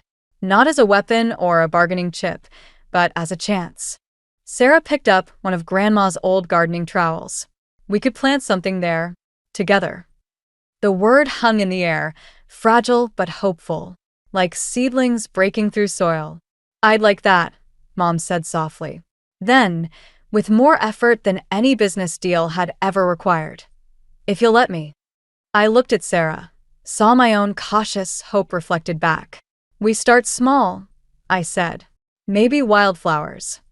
Wildflowers, Mom repeated, as if tasting possibility. Your grandmother always said they were the strongest plants, growing wherever they chose, not where they were told. We locked up the shed together, each keeping a key. The recipe box came back to the kitchen, where Sarah's attempts at pie now joined mine in various stages of success and failure. Mom's designer suits gradually gained flour stains and dirt smudges from our weekend visits to the lake. And the house? It stood as it always had, its room slowly filling with new memories alongside the old. Not perfect, not completely healed, but standing strong, like us. Grandma would have liked that best of all. I stared at the cream-colored envelope that someone had slipped under my door, my stomach doing that weird flip it does when you know something's not quite right. No name, no return address, just my apartment number written in precise, angular handwriting. My name is Tessa, and until this moment, I'd been having what I thought was the best month of my life. My fitness blog had just hit 100,000 subscribers, my relationship with Nolan was getting serious, and I was finally going to meet his family this weekend. Well, officially meet them. But this letter changed everything. Inside was a single sheet of paper, the same precise handwriting. If you care about your future with Nolan, be careful around his mother. She's destroyed relationships before, and you're next on her list. Don't say you weren't warned. I read it 3 times, my hand shaking more with each pass. The paper felt expensive, the kind you'd find in a fancy stationery store. My phone buzzed, making me jump. Nolan's face lit up my screen. "Hey, beautiful, just checking in about Saturday," his warm voice filled my ear. "Mom's really excited to meet you properly."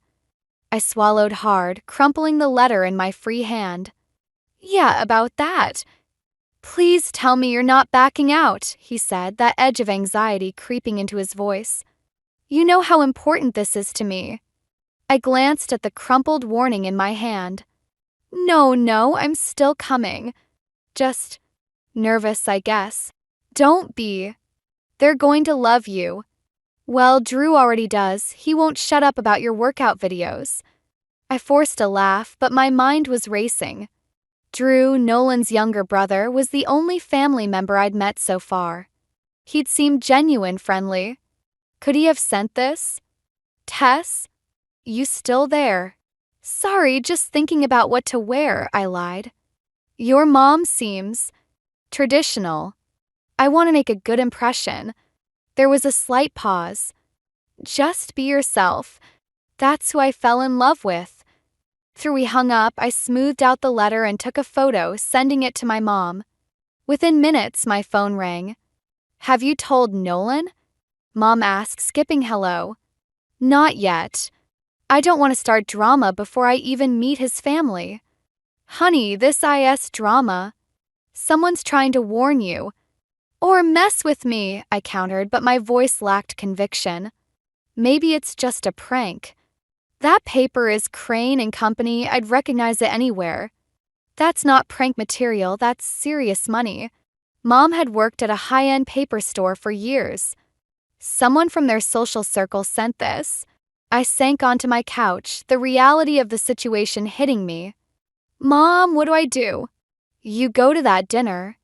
You watch, you listen, and you trust your gut." "But Tessa." Her voice got serious. "Don't show your hand. If someone felt strongly enough to warn you, there's a reason." After we hung up, I pulled up the Fisher family photos Nolan had shown me. There was Meredith Fisher, his mother, elegant and poised in every shot. Her smile never quite reached her eyes, especially in the photos with Nolan's previous girlfriend. Come to think of it, I'd never heard why they broke up. My phone buzzed again, a text from Drew. "Fair warning, Mom's planning to go full Martha Stewart on Saturday. Hope you're ready for the 3rd degree about your internet career, grinning face with sweat." I started typing a response, then stopped. Was this his way of warning me too? I looked at the letter again, then at my phone. Everyone was trying to tell me something without really telling me anything. Well, game on, Meredith Fisher. If she wanted to play puppet master with her son's life, she was about to learn I wasn't the kind of girl who danced on anyone's strings. I just hoped I wasn't making a huge mistake by walking straight into whatever she had planned. The Fisher house loomed before me, all red brick and pristine white columns. I smoothed my dress for the 10th time, wishing I'd worn something less fitted. Next to me, Nolan squeezed my hand. "Ready?" he asked, reaching for the brass knocker. Before he could touch it, the door swung open. Meredith Fisher stood there, perfectly coiffed in a cream cashmere sweater that probably cost more than my monthly rent. You must be Tessa, she said, her smile not quite reaching her eyes. We've heard so much about your internet activities. I felt Nolan tense beside me. Mom, Tessa's fitness channel has over 100,000 followers. She's built a real business. How fascinating, Meredith replied, stepping aside. Though I always thought personal training was more of a hobby than a career. The warning letter flashed through my mind as I followed them into a living room that looked like it belonged in a magazine. Everything was pristine, controlled just like Meredith. Drew appeared from the kitchen, grinning. Hey, the famous Tessa. Mom, did you know she was featured in Women's Health last month? Was she? Meredith's voice could have frozen water. I must have missed that issue. I prefer more traditional publications. Throughout dinner, every compliment came with a barb. My healthy eating tips were trendy fads. My business model was risky. Even my wine choice earned a raised eyebrow and a murmured, "How modern." So, Tessa, Meredith said as she served dessert, Nolan mentioned you grew up in Rochester? With just your mother? Yes, after my dad passed away. Oh, how difficult that must have been. Her sympathy dripped like poison honey. Although I suppose that explains your need to be so independent. Nolan suddenly became very interested in his creme brulee. Actually, I said, maintaining eye contact with Meredith, my mom taught me that independence isn't about being alone, it's about choosing your own path. Indeed. Meredith set down her spoon with a delicate clink. Though in my experience, family traditions provide a much more stable foundation than experimental lifestyle choices. Mom, Drew interrupted, didn't you say you wanted to show Tessa the garden? Of course. Meredith stood, gesturing for me to follow. Nolan, help your brother clear the table. In the moonlit garden, Meredith stopped by a rose bush. These have been in the Fisher family for generations. Spring, they bloom exactly as expected. No surprises, no disappointments. They're beautiful, I said carefully. But sometimes unexpected growth can create something even more spectacular. She turned to face me fully. Let me be clear, Tessa. My sons are my life. I've guided them, shaped them, protected them from unfortunate influences. I won't see that work undone by someone who thinks life is a series of Instagram stories. Mrs. Fisher.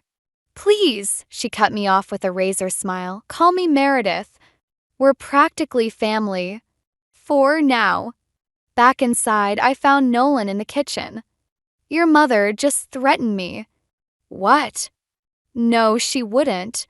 She basically said I'm not good enough for you and won't last. Nolan ran a hand through his hair. That's not what she meant. Mom's just traditional.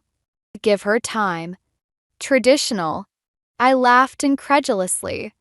Nolan, she's actively trying to undermine our relationship. You're being sensitive. She's making an effort. Like hell she is. My voice rose before I could stop it.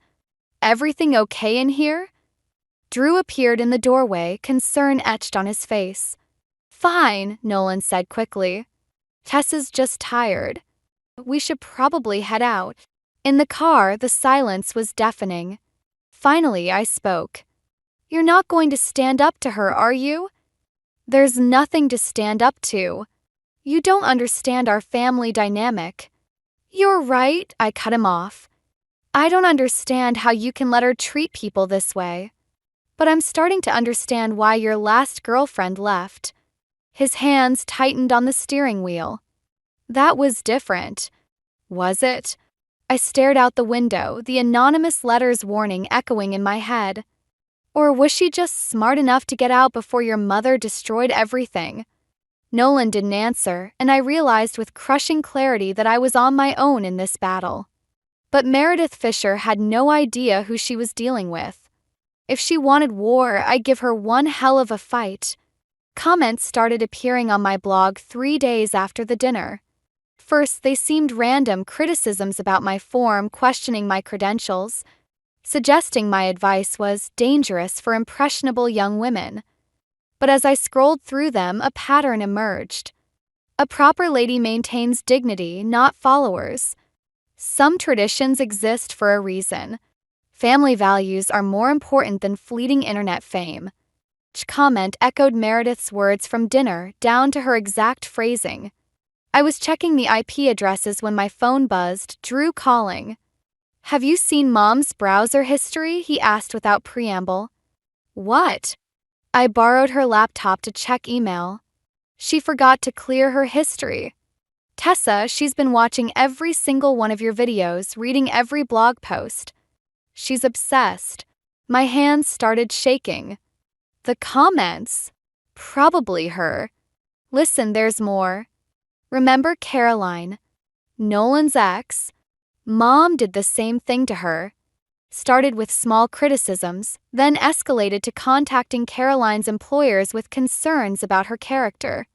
Caroline quit her job and moved to Seattle. I sat down hard. Does Nolan know? He suspects, but Mom's good at playing victim.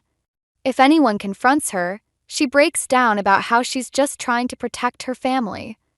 A notification popped up on my laptop, another comment. "Some people mistake attention-seeking for success. Sad to see young women led astray by social media validation. Drew, she's going to try to destroy my business." I know. That's why I'm warning you. But be careful. If you confront her, she'll make you look like the aggressor. After we hung up, I pulled up my latest video. Comment section was flooded with new criticisms, all in that same proper, cutting tone. My phone buzzed again. "Nolan. Hey, can we talk? Mom's upset about something you posted." I laughed incredulously. "You mean the dozens of nasty comments she's leaving on my content?" "What?" "No, she mentioned a video where you're apparently promoting unhealthy body standards. She's worried about your influence on young women." Are you serious right now? Your mother is actively trying to sabotage my career, and you're buying her concerned act? Look, maybe if you just talk to her. I did talk to her. She threatened me in her garden, remember? The garden you refused to believe she threatened me in? Silence on his end. Then she's just protective. Stop making excuses. I was shouting now. Your mother is systematically trying to destroy everything I've built, just like she did to Caroline. And you're letting her. Don't bring Caroline into this. Why not? Because it proves I'm right? Because you know exactly what your mother's capable of and you're too scared to stand up to her? The doorbell rang. Through my apartment's peephole, I saw Meredith Fisher herself, perfectly composed in another expensive sweater. "Nolan, I have to go. Your mother's here." "What?" "No, wait." I hung up and opened the door. Meredith smiled that razor smile. "Tessa, dear, I thought we should have a chat about your recent content choices." "You mean the content you've been obsessively commenting on?" Her smile didn't waver. "I'm simply expressing concern about the message you're sending. As Nolan's mother, you're terrified of losing control. That's what this is really about, isn't it?" Something flickered in her eyes. Fear? Rage? "You don't understand our family." "No, I understand perfectly. You destroyed Caroline's career to keep control of Nolan. Now you're trying to do the same to me. But here's the difference." I stepped closer. "I'm not Caroline. And if you want a war, I'll give you one. Are you threatening me?" "No, Meredith. I'm promising you that if you don't back off, I'll expose exactly who you are. To Nolan, to your precious social circle, to everyone." Her composure cracked just for a second. "You wouldn't dare. Try me. Now get out of my apartment." After she left, my hands were shaking so bad I could barely text Drew. "Your mother just showed up." Things just got real. His response came quickly. "Check your email. There's something you need to see about Mom's past." I opened my laptop, my heart pounding. Whatever Drew had found, it was time to turn the tables on Meredith Fisher. I met Drew at a coffee shop across town, far from his mother's usual haunts. He looked exhausted, sliding a manila envelope across the table before I could even sit down. "I found these in Mom's study," he said quietly. In a locked drawer behind her desk. Inside were newspaper clippings, yellowed with age. The headlines jumped out. "Local woman missing after domestic dispute." "Search continues for Margaret Fisher." "Fisher family maintains silence on disappearance." Margaret Fisher? My hands trembled as I spread the clippings across the table. Our aunt. Mom's sister. Drew's voice dropped lower. The one nobody talks about. The articles painted a disturbing picture. 25 years ago, Margaret Fisher had vanished after a public argument with her family. Police investigated but found nothing. Case went cold. "There's more," Drew said, pulling out a stack of letters. "These are from Margaret to Mom, sent over the years. Mom kept them all but never responded." I scanned the letters. They were desperate pleas for reconciliation, each one more heartbreaking than the last. What happened between them? Drew glanced around the cafe before answering. Margaret fell in love with someone the family didn't approve of. A woman. Mom couldn't handle it. She threatened to expose Margaret to their social circle, their father's business partners. Back then, it would have ruined everything. So Margaret left? She chose freedom over family. Mom never forgave her for breaking ranks. Drew's hands clenched around his coffee cup. That's when Mom started. Controlling everything. She was terrified Nolan and I would leave too. My phone buzzed, Nolan calling again. I declined it. Does he know about any of this? Drew shook his head. Mom told us Margaret died in an accident. I only found out the truth when I found these letters. That's why you've been helping me. The realization hit hard. You don't want history repeating itself. Mom's already destroyed one family.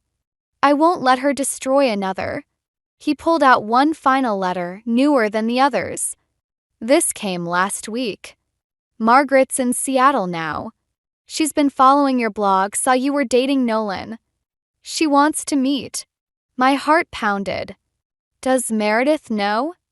No, but... Drew's eyes widened, focusing on something behind me. Shit.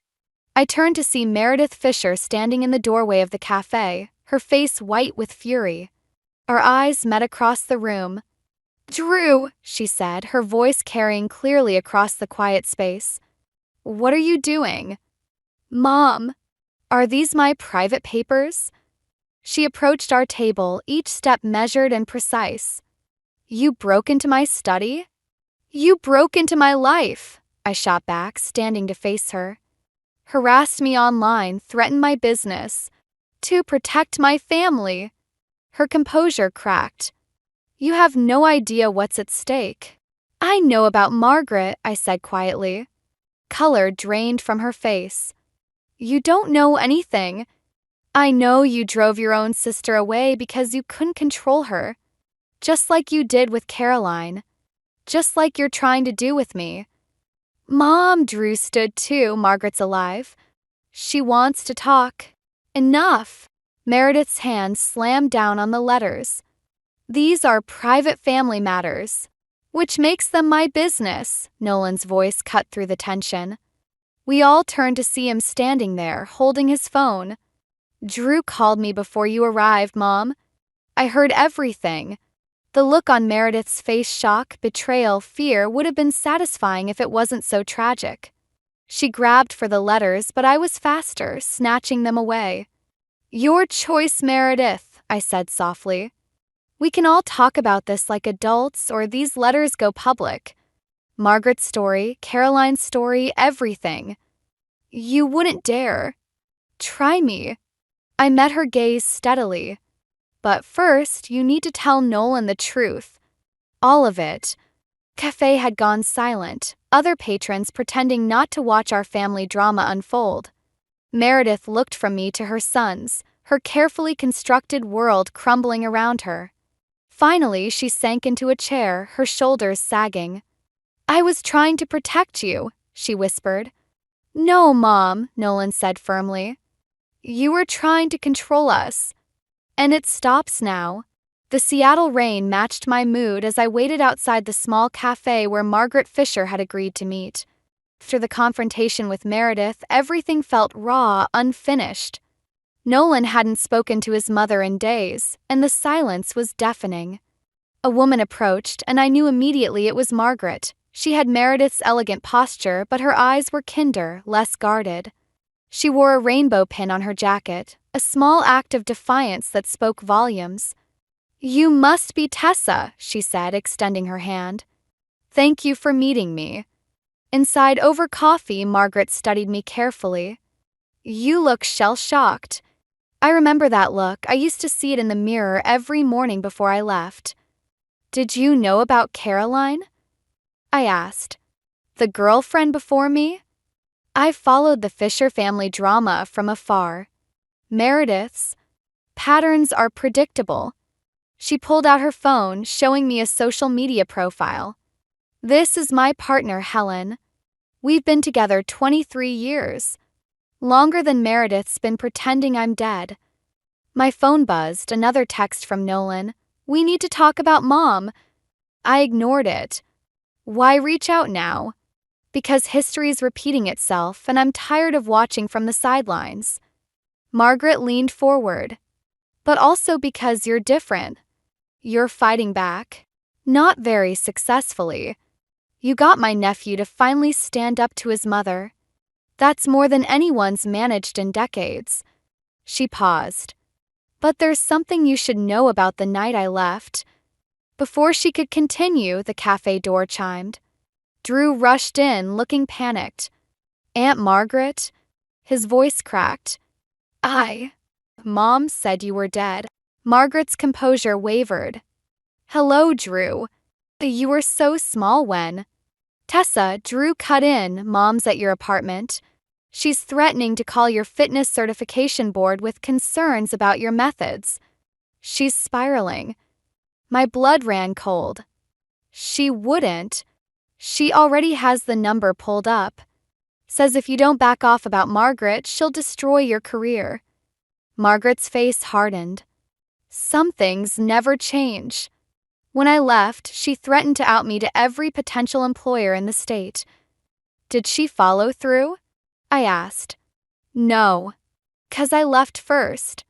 Disappeared completely. Margaret's eyes met mine. "But running isn't the answer.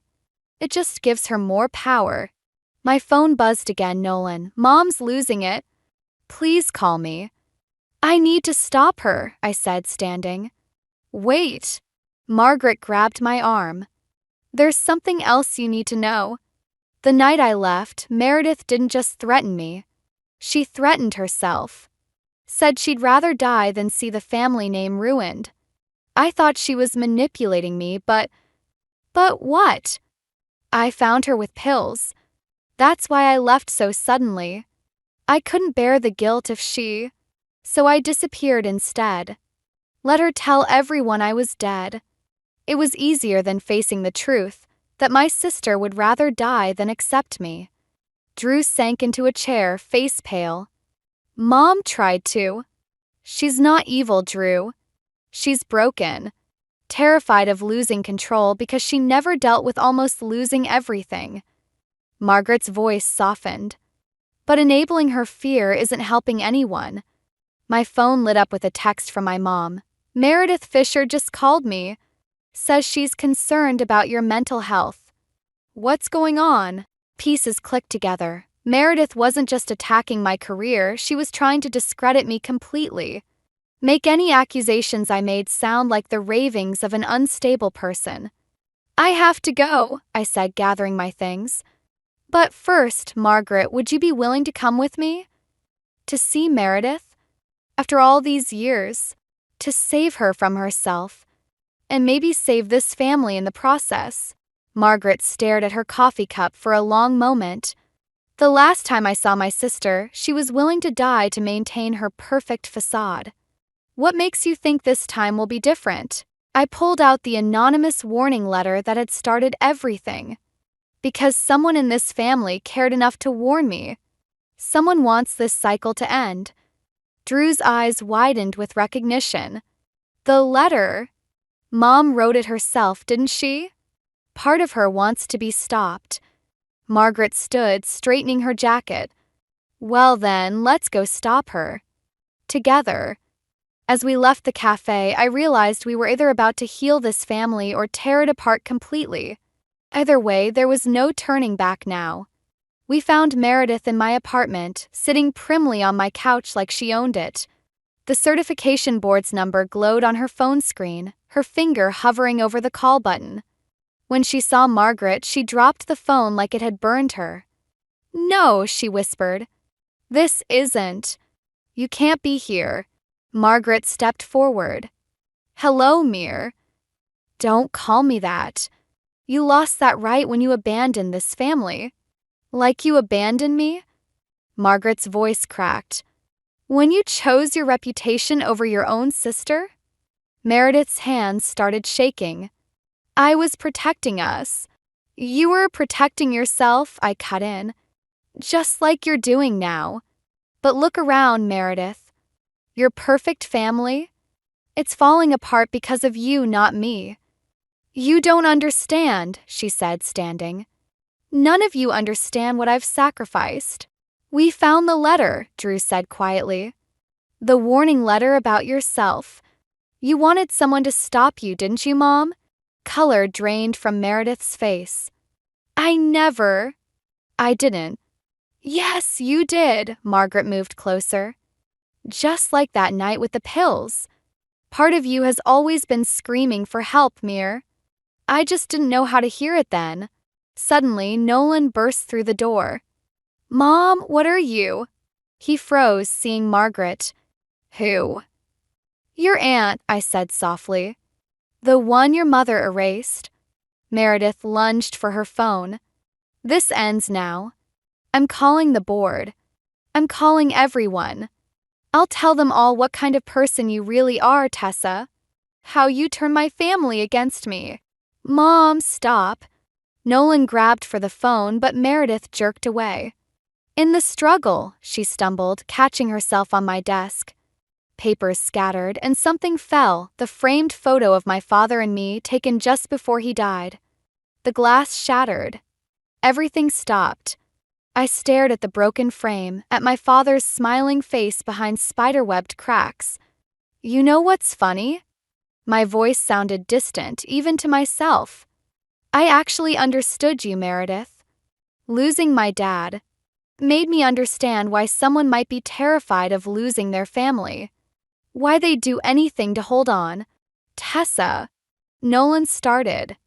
"But this." I gestured at the chaos around us. "This isn't protecting family. It's destroying it. And I'm done." "What do you mean, done?" Nolan asked, fear creeping into his voice. "I mean I'm done fighting. Done trying to prove myself worthy of your family." I picked up the broken frame. "My father taught me that love shouldn't hurt like this. It shouldn't leave you broken. You're leaving." Meredith's voice held a note of triumph. "Just like Margaret. Running away when things get hard." "No, Meredith. I'm not running. I'm choosing peace. And if that means walking away from someone I love because his mother would rather destroy me than accept me." I looked at Nolan. "Then that's what I have to do." "Tessa, please." Nolan reached for me, but I stepped back. "When your mother threatened your aunt's happiness, you lost a sister," I said to Meredith. "When she threatened Caroline's career, you lost your son's trust. Now you're about to lose him completely. Is your control worth that much?" Meredith sank onto the couch, her carefully constructed walls crumbling. "I just wanted to keep your family close." Margaret finished. "Look how well that worked." I grabbed my keys and jacket. "I'll be at my mom's. You all figure out what kind of family you want to be." But I won't be your casualty in the process. Where are you going? Drew asked. To pick up the pieces of my life before your mother can destroy them completely. I paused at the door. You know what's ironic? That warning letter? It wasn't just a cry for help, Meredith. It was your last chance to choose love over fear. And you failed. Again. As I walked out, I heard Meredith start to cry deep, broken sobs that spoke of decades of pain. Part of me wanted to turn back to help heal this broken family. But sometimes I realized walking away isn't giving up. Sometimes it's the only way to force people to face their own demons. I just hoped Nolan would understand someday why I had to go. 3 days after I walked out, Drew called. Mom's in the hospital. She took pills. The world tilted sideways. History repeating itself, just like Margaret had warned. I found myself running down sterile hospital corridors, the antiseptic smell burning my nose. Nolan stood outside the room, looking lost. She left this for you, he said, holding out an envelope. Inside was a yellowed letter dated 25 years ago. My dearest Meredith, it began. By the time you read this, I'll be gone. The shame of your father's gambling debts, the loss of our social standing. I can't bear it. Protect our family name. Never let anyone tear apart what remains of our legacy. Love, Mother. She found this after her mother's suicide, Nolan said quietly. The day before Margaret told her about Helen. Pieces clicked together, Meredith's obsession with control, her fear of scandal, her desperate need to maintain appearances. She'd been trying to prevent another family tragedy, but had nearly caused one instead. Margaret appeared from the room, eyes red. She's asking for you, Tessa. Me. Says she needs to show you something. Inside, Meredith looked small against the white sheets. On her lap lay a familiar cream-colored envelope, the warning letter I'd received months ago. I wrote it, she whispered. The morning after Nolan told me he was bringing you to dinner. I saw myself in you. Your independence, your strength. Everything I gave up to become what my mother wanted. Why warn me, then try to destroy me? Because you terrified me. Her hands trembled. You were everything I could have been if I'd been brave enough. Like Margaret was brave. I thought if I could break you, prove you were weak, you'd prove you made the right choice all those years ago? She nodded, tears falling. But watching you fight for your place in this family, watching you refuse to break, you showed me what real strength looks like. Not control. Not manipulation. Just truth. Mom, Nolan stepped forward. Why didn't you ever tell us about grandmother? About any of it? Because admitting it meant facing what I'd become. What I almost drove Margaret to. She reached for her sister's hand. What I almost did to myself. Twice. The pills, Margaret said softly. Both times you weren't trying to die. You were trying to feel something real. Meredith's facade cracked completely. I'm so tired of being perfect. Of being strong.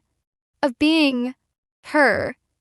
I moved to the bedside, taking her other hand. Then stop. Be yourself instead. I don't know how anymore. Yes, you do, I said firmly. You showed me when you wrote that warning letter. When part of you tried to save me from you. Can you ever forgive me? That depends. Can you forgive yourself? For Margaret? For Caroline? For everything you've done trying to be someone you're not? She looked at her sister, then her sons. I want to try. I want to be real again. Then let's start with the truth, I said, pulling out my phone. All those nasty comments on my blog? You're going to apologize. Publicly. Show everyone that Meredith Fisher isn't afraid of admitting her mistakes. A flash of the old fear crossed her face, but then, surprisingly, she laughed. You know what? That sounds liberating. Drew appeared in the doorway. The doctor says Mom can go home tomorrow. If someone stays with her.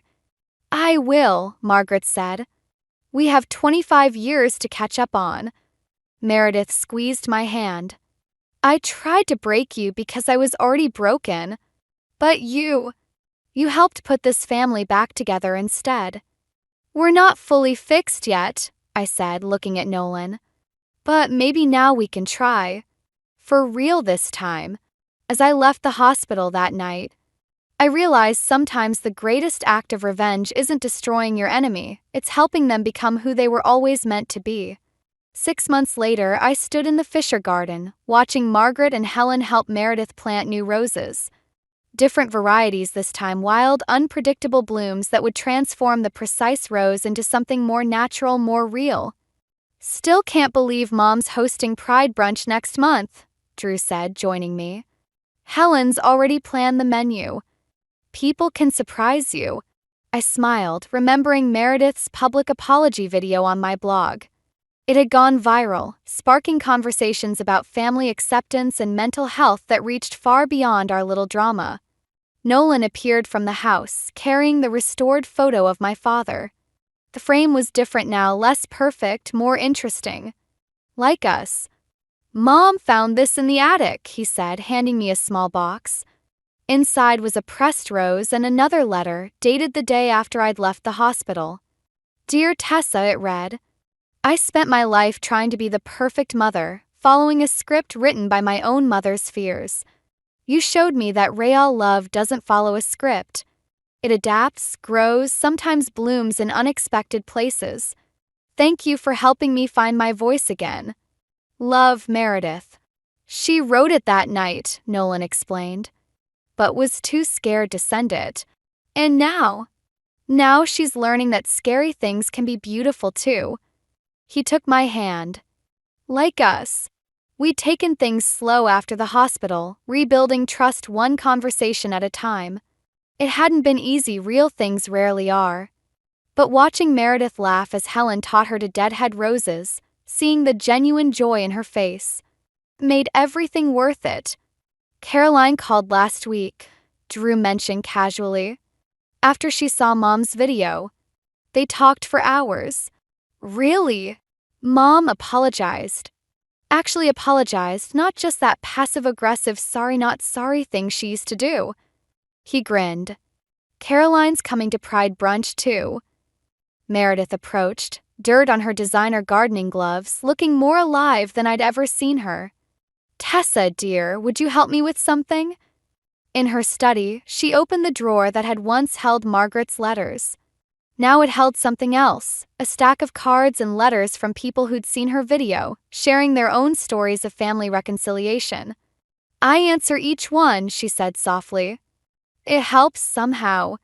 Knowing our mess of a family might help others find their way back to each other. It's not a mess anymore, I said.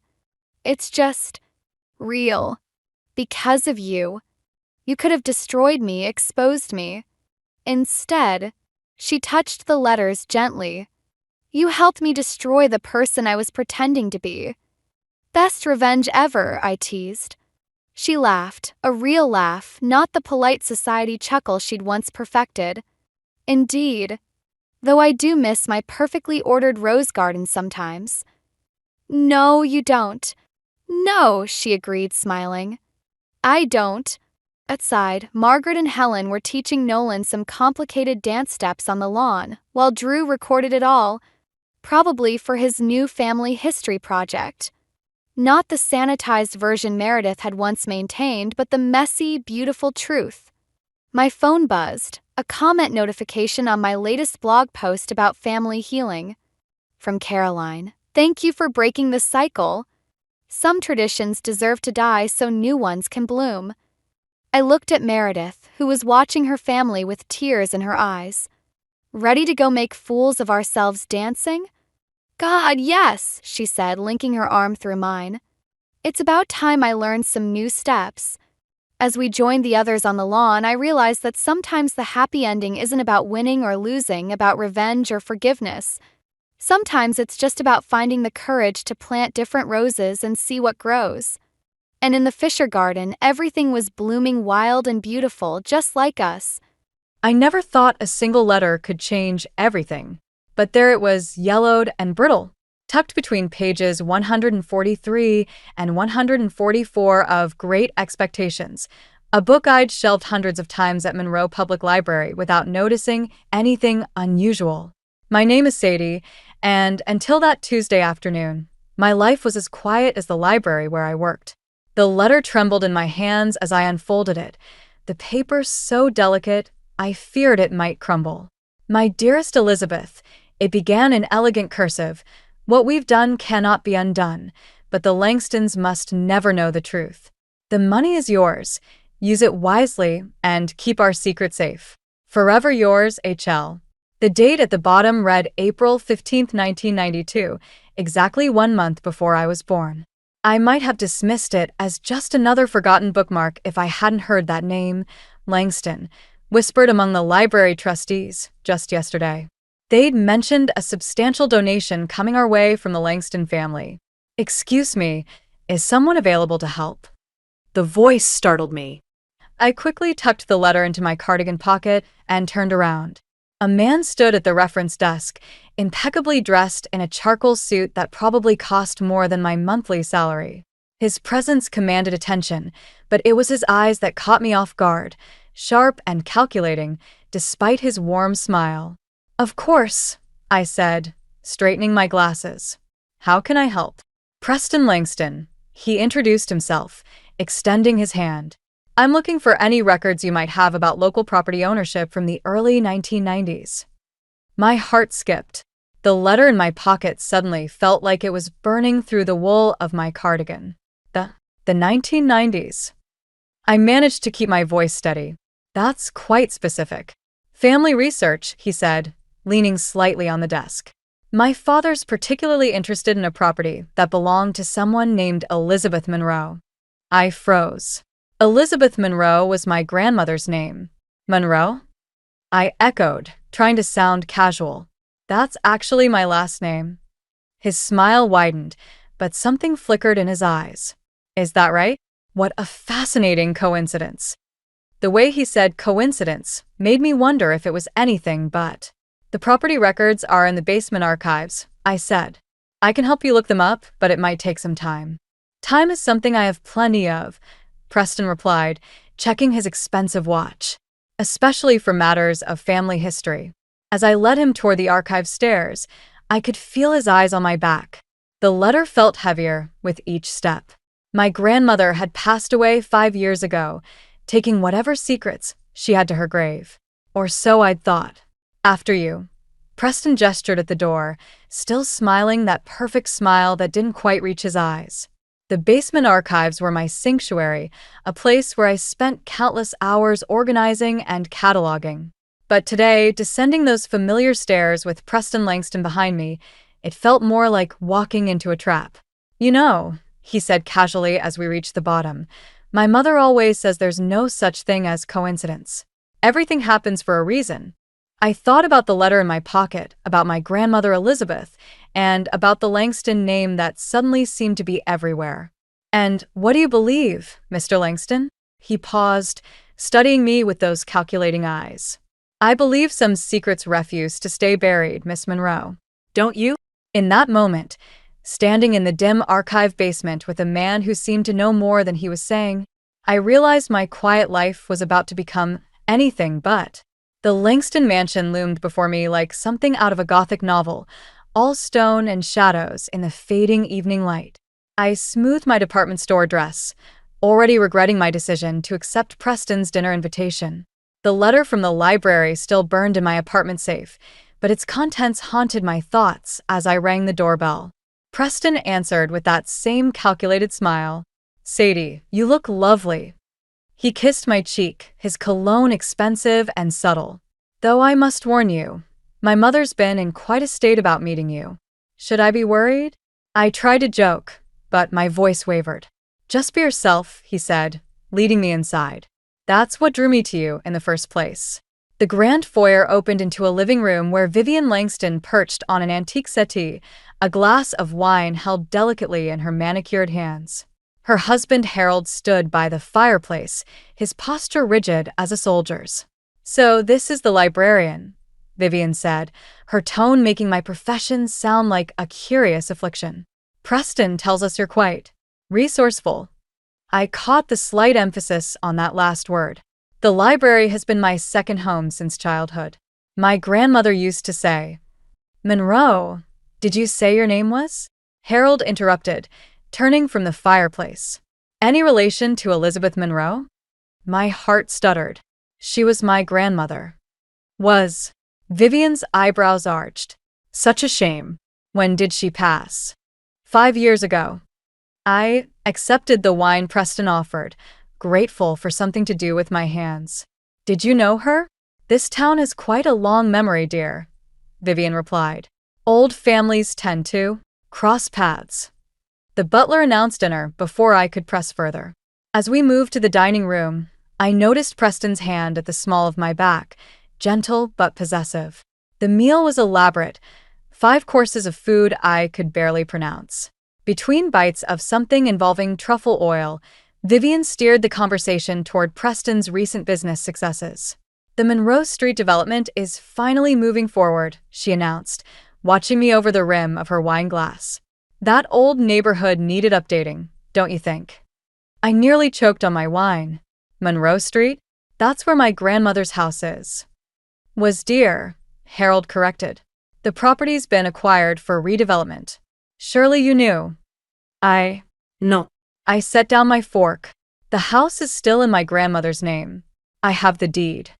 An uncomfortable silence fell over the table. Preston's hand found my knee under the tablecloth, squeezing gently. Warning or reassurance? I couldn't tell. "Legal oversights can be so tedious," Vivian sighed. "Preston, darling, perhaps you could help Sadie understand the situation better?" "Mother." Preston's voice carried an edge I hadn't heard before. "This isn't the time."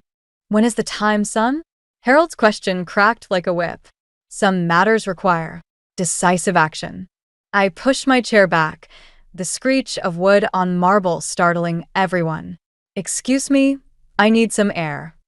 I found myself in a hallway lined with family portraits. Generations of Langstons stared down at me with familiar calculating eyes. The last photo showed a younger Harold with a woman who wasn't Vivian. The date caught my eye, 1992. "They're quite something, aren't they?" Preston's voice made me jump. "The family portraits. Mother insists on updating them yearly. Why didn't you tell me about my grandmother's house?" He stepped closer, his presence both comforting and threatening. "Business is complicated, Sadie. Sometimes things get messy before they get better." "Better for whom?" Before he could answer, Vivian's voice floated down the hallway. "Preston, dear, your father needs you in his study." He touched my cheek, his fingers warm against my skin. "We'll figure this out. Trust me." As I watched him walk away, I remembered the letter in my safe and my grandmother's words from long ago. "The Langstons take what they want. Sweet girl. They always have." I pulled out my phone and typed a quick message to my old friend Fiona. "I need your help. Something's not right with the Langstons." The reply came instantly. "About time you noticed. Come over tomorrow. There's something you need to see."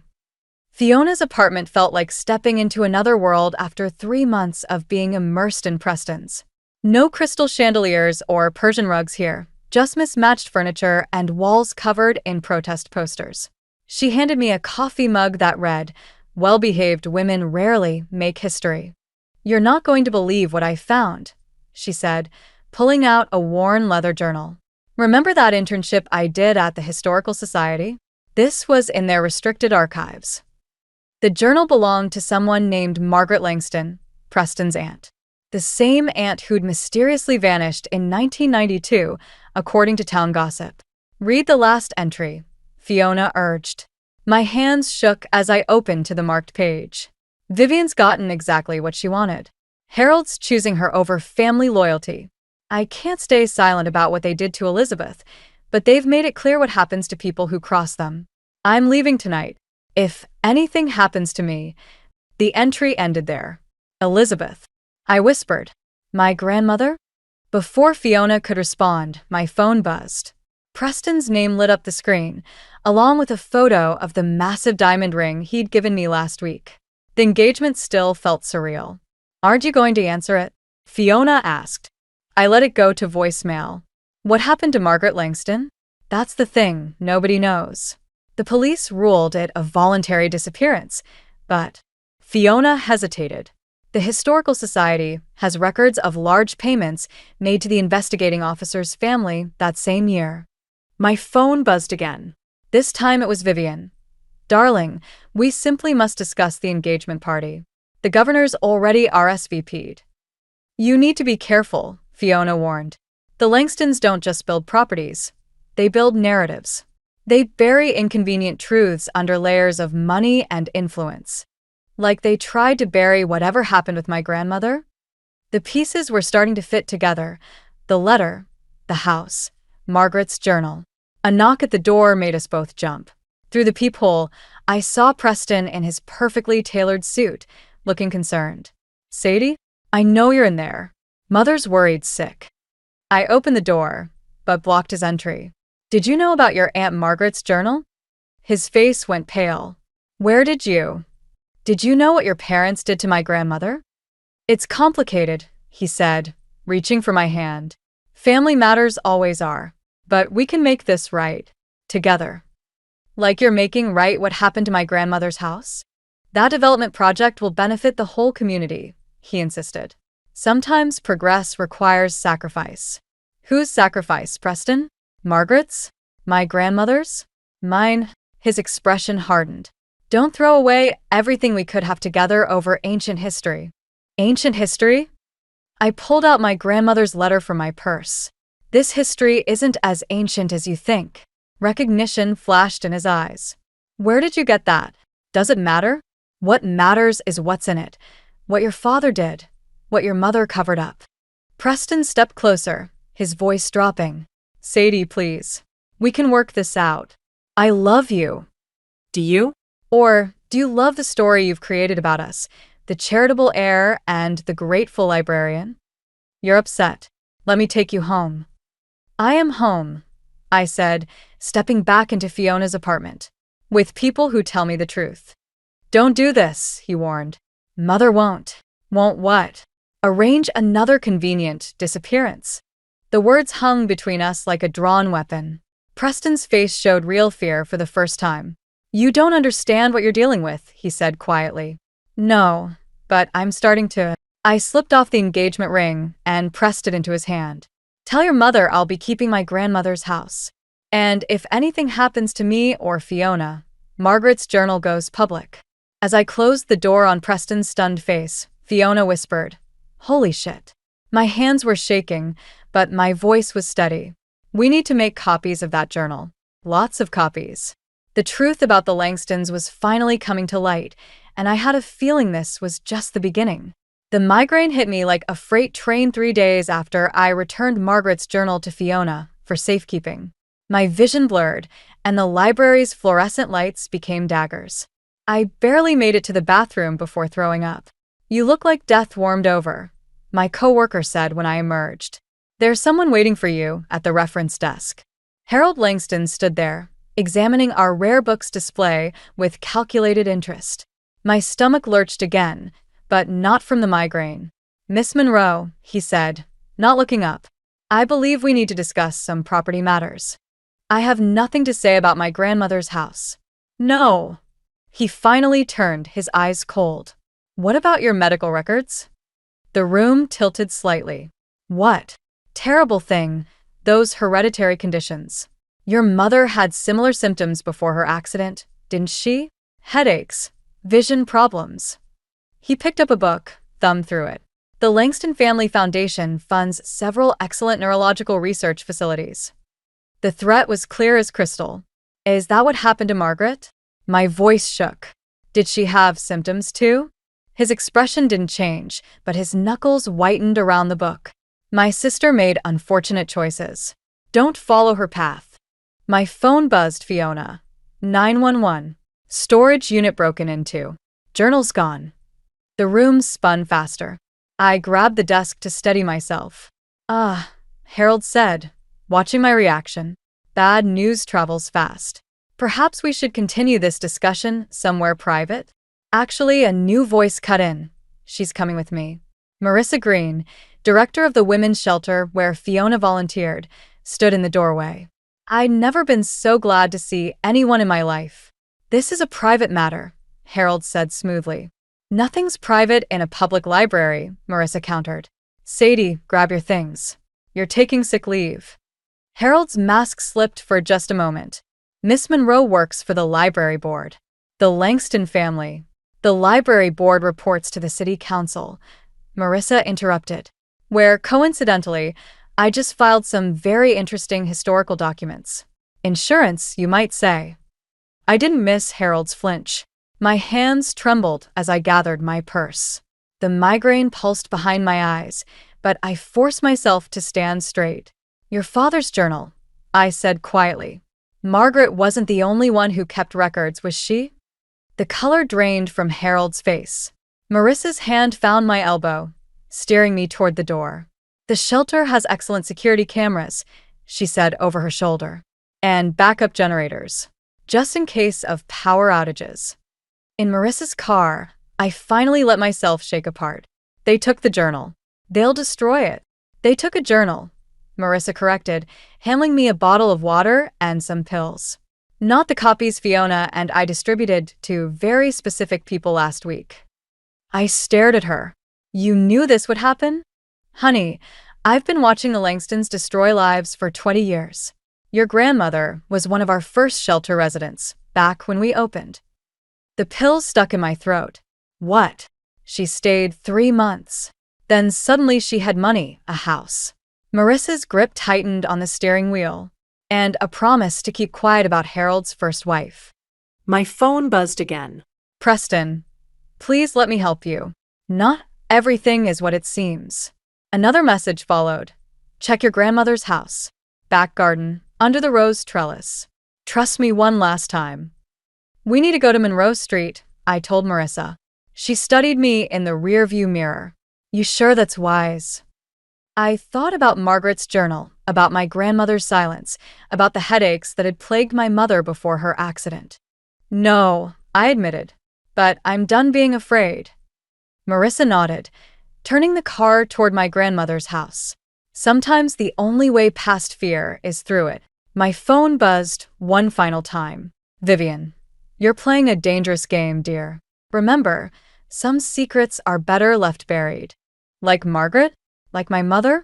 Like my grandmother's truth, waiting under the roses?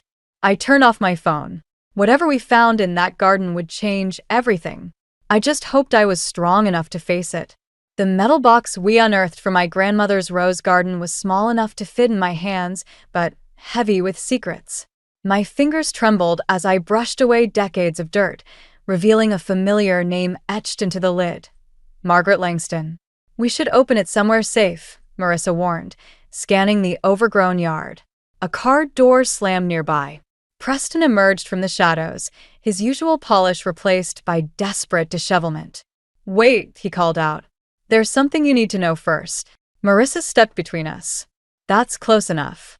It's about Margaret, Preston said, stopping short. And your mother's accident. The box grew heavier in my hands. You mean her murder? Yes. His admission hung in the evening air, but not by who you think. Headlights swept across the garden. A black SUV pulled up, and Vivian stepped out, elegant as ever in her designer suit. Preston, darling, she called. Your father's waiting at home. This little treasure hunt is over. Tell her, I demanded, clutching the box tighter. Tell her what you just told me. Preston looked between us, years of conditioning warring with conscience on his face. Margaret wasn't father's victim, he finally said. She was mother's. Vivian's laugh cut through the tension. Oh, sweetheart. Have you been drinking again? We all know what the stress does to you. I found her journals, Preston continued. The real ones. Hidden in the lake house.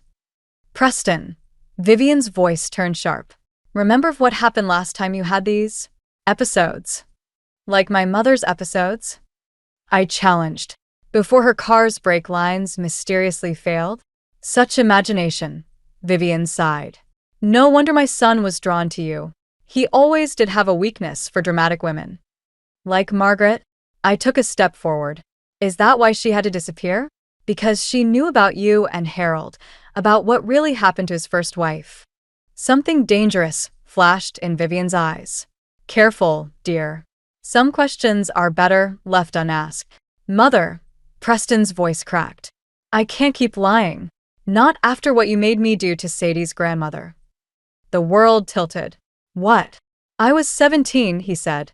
Mother told me Elizabeth Monroe was threatening our family, that if I didn't convince her to take the money and stay quiet, Father would go to prison. And now history repeats itself, Vivian mused, reaching into her purse. Though I must say, Preston, you're being far less cooperative this time. The gun she pulled out looked absurdly small in her manicured hands. Mother, don't. Hush, darling. Sometimes a mother has to clean up her children's messes. I clutched Margaret's box like a shield. Everything's already documented. Copies of the journals, letters, photos. All safely distributed. To whom? Vivian's aim didn't waver. That passionate friend of yours? The shelter director? Amazing how many tragic accidents can happen in a small town. You won't get away with this, Marissa said, her phone visible in her raised hands. Everything's being recorded. Vivian's smile turned predatory. Do you really think that matters? Money doesn't just buy silence, it buys truth. A police siren wailed in the distance. Vivian's composure cracked for just a moment. Last chance, Sadie dear. Hand over the box, sign over the house, and this all goes away. You can even keep Preston, though he clearly needs another stint in rehabilitation first. I looked at Preston, saw the years of manipulation written in his haunted eyes. Thought of my grandmother's silence, my mother's death, Margaret's disappearance. All those broken women, buried under Langston money and power. The siren grew closer. I opened the box. Inside lay a USB drive, photos, and a handwritten confession, Margaret's insurance policy, hidden by my grandmother all these years. No more deals, I said, my voice stronger than I felt. No more silence. Vivian's finger tightened on the trigger. Such a shame. You really would have made a lovely daughter-in-law. The garden exploded in red and blue lights as police cars surrounded the house. Some secrets refused to stay buried. And some roses bloomed best in blood-soaked soil. The interrogation room felt colder than it should in August. Detective Mills slid crime scene photos across the table. Vivian sprawled in my grandmother's rose garden, red blooming across her designer blouse. The gun that had been in her hands now sat in an evidence bag, my fingerprints all over it. Just tell me again what happened after the struggle, Mills said, his pen hovering over his notepad. My court-appointed lawyer touched my arm. My client has already explained that Vivian Langston shot herself? Mills interrupted. Convenient story, considering your history with the family. Through the two-way mirror, I sensed others watching. Probably Harold, his army of lawyers already spinning this into another tragic accident. Like my mother's. Like Margaret's. The recording, I started. Corrupted, Mills cut in. And Miss Green's phone mysteriously malfunctioned. Technology, right? Of course it did. Langston money could buy anything, even digital silence. The door opened. Preston walked in, looking expensive and exhausted. My heart twisted despite everything. I need to speak with Miss Monroe, he said. Alone. Mills hesitated. Mr. Langston, given the circumstances. My father's lawyers are handling the paperwork now. Preston's voice carried that familiar weight of inherited authority. 5 minutes. Everyone filed out. Preston sat across from me, close enough to touch, far enough to hurt. They're dropping the charges, he said quietly. Just like that. Father's calling it a tragic accident. Mother's history of mental instability, the stress of recent events. He rubbed his face. The family name must be protected, after all. And Margaret's evidence? The USB drive. Missing from the scene, along with the box. Of course. I laughed, the sound brittle even to my ears. Your father works fast, Sadie. Preston reached for my hand. I pulled away. You can still walk away from this. The family's offering. More money? More silence. The words tasted like ashes. Like what you offer my grandmother? He flinched. I was 17. Scared. Mother said. You're not 17 anymore, Preston. The silence stretched between us, heavy with unspoken truths. I found something else in the lake house, he finally said. About your father. My chest tightened. What about him? He didn't abandon you and your mother. He was going to expose everything. Mother's schemes, father's corruption. The night before he disappeared, he left evidence with his lawyer. Preston's voice dropped. The same lawyer who died in a house fire a week later. The room spun slightly. Why tell me this now? Because I'm done being their puppet. He slid a key across the table. Safety deposit box. First National. Everything you need is there. Margaret's original evidence, your father's documents, recordings of mother. He stood. I'm testifying against them, Sadie. All of it. They'll destroy you. They already have. His smile was sad. But maybe we can stop them from destroying anyone else. The door opened. Mills returned with Harold and 3 suits that screamed, expensive lawyer. Time to go, son, Harold said. The papers are ready. Preston straightened, that familiar mask sliding back into place. But his eyes met mine one last time, and I saw something I'd never seen before, freedom. Miss Monroe. One lawyer stepped forward. Your release papers. The family hopes you'll sign this non-disclosure agreement as well. I looked at the documents, then at Harold's carefully neutral expression. Thought about my father, my mother, my grandmother. About Margaret. About all the women whose stories ended in convenient accidents and comfortable silence. Actually, I said, I think I'll call a press conference instead. Harold's mask cracked. That would be unwise. Probably, I agreed.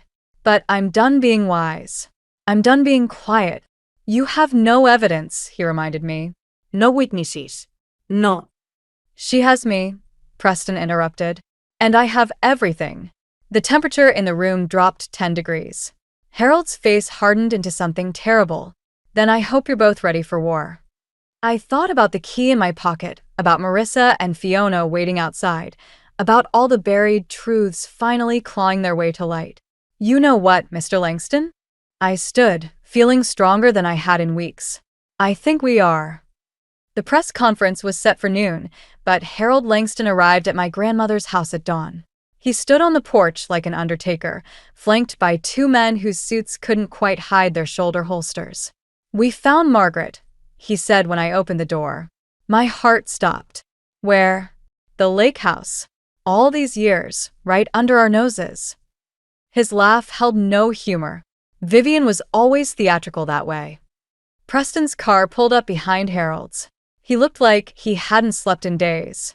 Father, don't. Quiet. Harold's command cracked like a whip. You've done enough damage. Show me, I said. The lake house sat like a forgotten memory on the water's edge. Police tape fluttered in the morning breeze. Detective Mills stood waiting, his face grim. Found her in the basement, Mills said. Behind a false wall. Along with this. He handed me a water-damaged journal. Margaret's handwriting filled the pages, along with photographs. My father appeared in several, standing next to a younger Harold. They looked like friends. Your father was my partner once, Harold said quietly, before he grew a conscience. And Margaret? Knew too much. Like your father.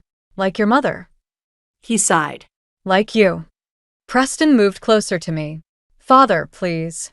You were supposed to handle this, son. Like before. Instead. Harold gestured at the scene. Now everything's exposed. Our legacy destroyed. Your legacy, Preston corrected. Built on buried bodies and broken lives. Harold's mask finally cracked. Everything I did for you. To give you the power, the respect. The nightmares? Preston's voice shook. The guilt? Knowing what we did to Sadie's family? What I did, I said suddenly, understanding hitting like lightning. You never sent those threatening letters to my grandmother. Preston did. Preston flinched. I was 17. Mother said if I didn't convince her to take the money, father would go to prison. The family would lose everything. And now, Harold's hand moved toward his jacket. What's your excuse now? The truth, Preston said. Finally. The gun appeared in Harold's hand, but Mills was faster. In seconds, Harold was face down, cuffs replacing his Italian leather watch. Harold Langston, Mills recited, you're under arrest for the murders of Margaret Langston, James Monroe, and Catherine Monroe. As they led Harold away, he called back, you'll never prove anything. Money talks louder than truth. Not anymore. I held up Margaret's journal. The dead have started talking back. Later, sitting on the lake house dock with Preston, I watched the sun paint the water gold. I found something else, he said, pulling out an envelope. In Margaret's things. It's addressed to you. Inside was a single photograph, my father and Margaret, standing in this same spot. On the back, in Margaret's writing, James, I'll keep her safe. The truth will come out someday. She was protecting me, I whispered. All those years, like your grandmother protected you, like you protected the truth. Preston stood. The press is waiting. Are you ready? I thought about Margaret, about my parents, about all the secrets finally surfacing like bodies in a lake. Almost. I faced Preston. Why did you really come back? After all these years. Because you reminded me of who I was before them. Before the lies. He smiled sadly. And because someone had to break the cycle. We're not them, I realized. We never were. No, he agreed. We're the ones who tell the truth. As we walked toward the waiting cameras, I felt lighter. The truth wouldn't bring back the dead, wouldn't erase the past. But it would light the way forward, like sun on dark water, showing us where the bodies lay and how to avoid making more. Sometimes the greatest revenge isn't in destroying your enemies, but in refusing to become them. 1 year later, I stood in front of my grandmother's restored Victorian, now transformed into the Monroe House Women's Shelter. The roses still bloomed in the garden where Vivian had fallen, where Margaret's truth had finally surfaced. Different flowers now, planted by different hands, but still reaching for the light. Marissa joined me on the porch, clipboard in hand. Third resident moved in today. Former Langston employee, if you can believe it. I can, I said, watching a young woman unpack her car, a child balanced on her hip. How many does that make now? Who escaped that family? Or who found safety here? Both, I suppose. The shelter had become something of a symbol in town. Harold's trial had exposed decades of corruption, abuse, and silence. When the dust settled, more women came forward. Not just from the Langstons, but from other powerful families who'd learned from their example. Fiona emerged from inside, carrying boxes of donated books. Look what just arrived from the library board. Let me guess, approved unanimously? Amazing what happens when half the board gets indicted for corruption. She grinned. Though Preston's testimony probably helped. Preston. His name still caught in my throat sometimes. He'd turned state's evidence, helping dismantle his family's empire piece by piece. Last I heard, he was working with advocacy groups, using his insider knowledge to expose similar patterns in other wealthy families. We hadn't spoken since the trial. Some bridges, once burned, shouldn't be rebuilt. Package came for you, Marissa said, handing me a small envelope. No return address, but I recognized the handwriting. Inside was a key and a note. The lake house is yours now. Do with it what you will. P. Speaking of the devil, Fiona nodded toward the street. Preston stood by his car, looking less polished than I remembered. More human. When our eyes met, he simply nodded, then drove away. That evening, I visited the lake house one last time. In the basement where they'd found Margaret, I discovered one final letter, hidden in a wall panel we'd missed before. Dear Sadie. It read in my grandmother's handwriting. If you're reading this, then Margaret's plan worked. She knew the truth would surface eventually, that you would be the one to bring it into the light. Your father believed the same. We couldn't save ourselves, but we could leave breadcrumbs for you to follow. The house is yours now, both houses. Make them places of refuge, not remembrance. Love, Grandma Elizabeth. 2 days later, we broke ground on the lake house renovation. It would become a second shelter location, focusing on longer-term housing and job training. You know, Marissa said as we watched the construction begin, revenge usually leaves people empty. But this, she gestured at the growing community around us. This feels like justice. Maybe that's the difference, I replied. Revenge looks backward, but justice looks forward. That night, I added my own letter to the collection, not hidden in walls or books, but displayed openly in the shelter's entrance hall. To those seeking refuge, this house has witnessed both darkness and light. It has held secrets and lies, but also truth and healing. Like you, it has survived. Like you, it has been transformed. Welcome home. The roses still bloom in my grandmother's garden, and sometimes, when the evening light hits them just right, I swear I can see Margaret there, and my father and my mother and all those who kept their secrets so that one day we could speak our truth. But more often, I see the future. Women finding their voices, children playing without fear, stories being rewritten. Not everyone gets justice in the way they expect. Sometimes it comes generations later, carried forward by those left behind. And sometimes, the best revenge isn't in destroying what hurt you, but in building something new from the ruins, something that ensures no one else will hurt the same way again. That's the story I choose to tell now, every day, to every woman who walks through our doors. Your pain has power, your truth has teeth, and your future is still unwritten. I never thought my life would turn into one of those dramatic stories you hear about, but never expect to happen to you. Yet there I was, standing in front of my own house with an eviction notice flapping against the door like a cruel flag. My name is Lyndon and I teach high school English. I spent my days grading essays and trying to inspire teenagers to love Shakespeare. But that day, my mind was far from sonnets and soliloquies. I remember the moment vividly. The sun was setting, casting an orange glow over the neighborhood. I'd just finished a long day at school, and all I wanted was to kick off my shoes and relax. Instead, I found myself frozen on the doorstep, staring at those harsh words. Eviction. I could feel my heart pounding in my chest, a mix of disbelief and anger bubbling up inside me. I yanked the notice off the door and stormed inside, my mind racing. Graham, my husband, was supposed to be handling the bills. We'd agreed on that. He worked from home as a freelance graphic designer, which meant he had more time to manage things like this. But clearly something had gone terribly wrong. Graham! I called out, my voice echoing through the house. There was no immediate response, just the distant hum of his computer. I found him in his office, headphones on, completely oblivious to the storm brewing just outside his door. When he finally noticed me, he looked up with that charming smile that used to melt my heart. Now it only fueled my frustration. Hey, Lyndon, how was your day?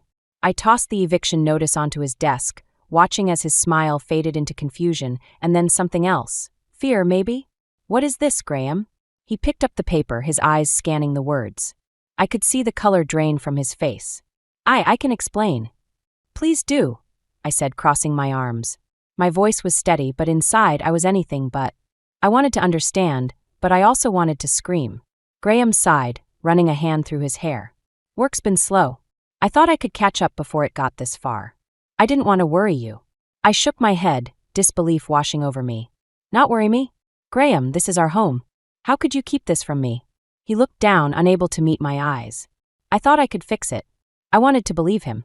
I really did. But this wasn't the first time he'd hidden things from me. Little things like forgetting to pay a bill or missing a deadline.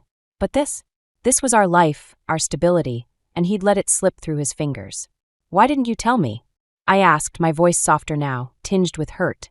I was afraid, he admitted, finally looking up. Afraid of what you'd think. Afraid of failing. His words hung in the air, heavy and suffocating.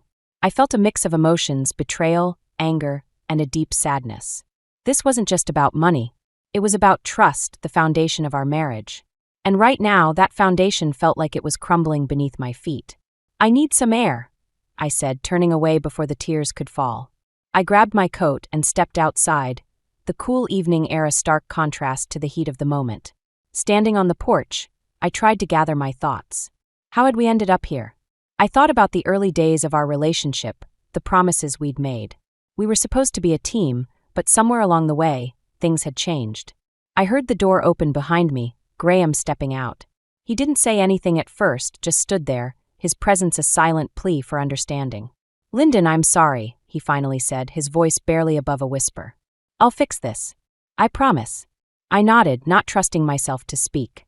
I wanted to believe him, but the seeds of doubt had been planted. Could I trust him to keep this promise? Or was it time to take matters into my own hands? As the sun dipped below the horizon, I knew one thing for certain. This was just the beginning.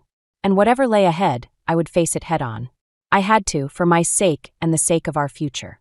But as I turned back to Graham, a question lingered in my mind, one I couldn't shake. Was this the end of us, or just the start of something new? The next morning felt like waking up in a fog. My mind was still tangled in the mess of the previous night, but there was no time to dwell on it. I had a classroom full of teenagers waiting for me, and they deserved my full attention. As I stepped into my car, I could feel the weight of the eviction notice in my bag, a constant reminder of the chaos brewing at home. At school, I tried to focus on my lesson plan, but the words on the page blurred together. I was halfway through explaining the symbolism in The Great Gatsby, when I caught myself trailing off. My students stared at me, their eyes wide with confusion. I forced a smile, trying to shake off the distraction. "Sorry, guys. Long night," I said, hoping to brush it off. Alara, my best friend and the school's social worker, noticed my frazzled state during lunch. She slid into the seat across from me, her eyes filled with concern. "Lyndon, you look like you haven't slept in days.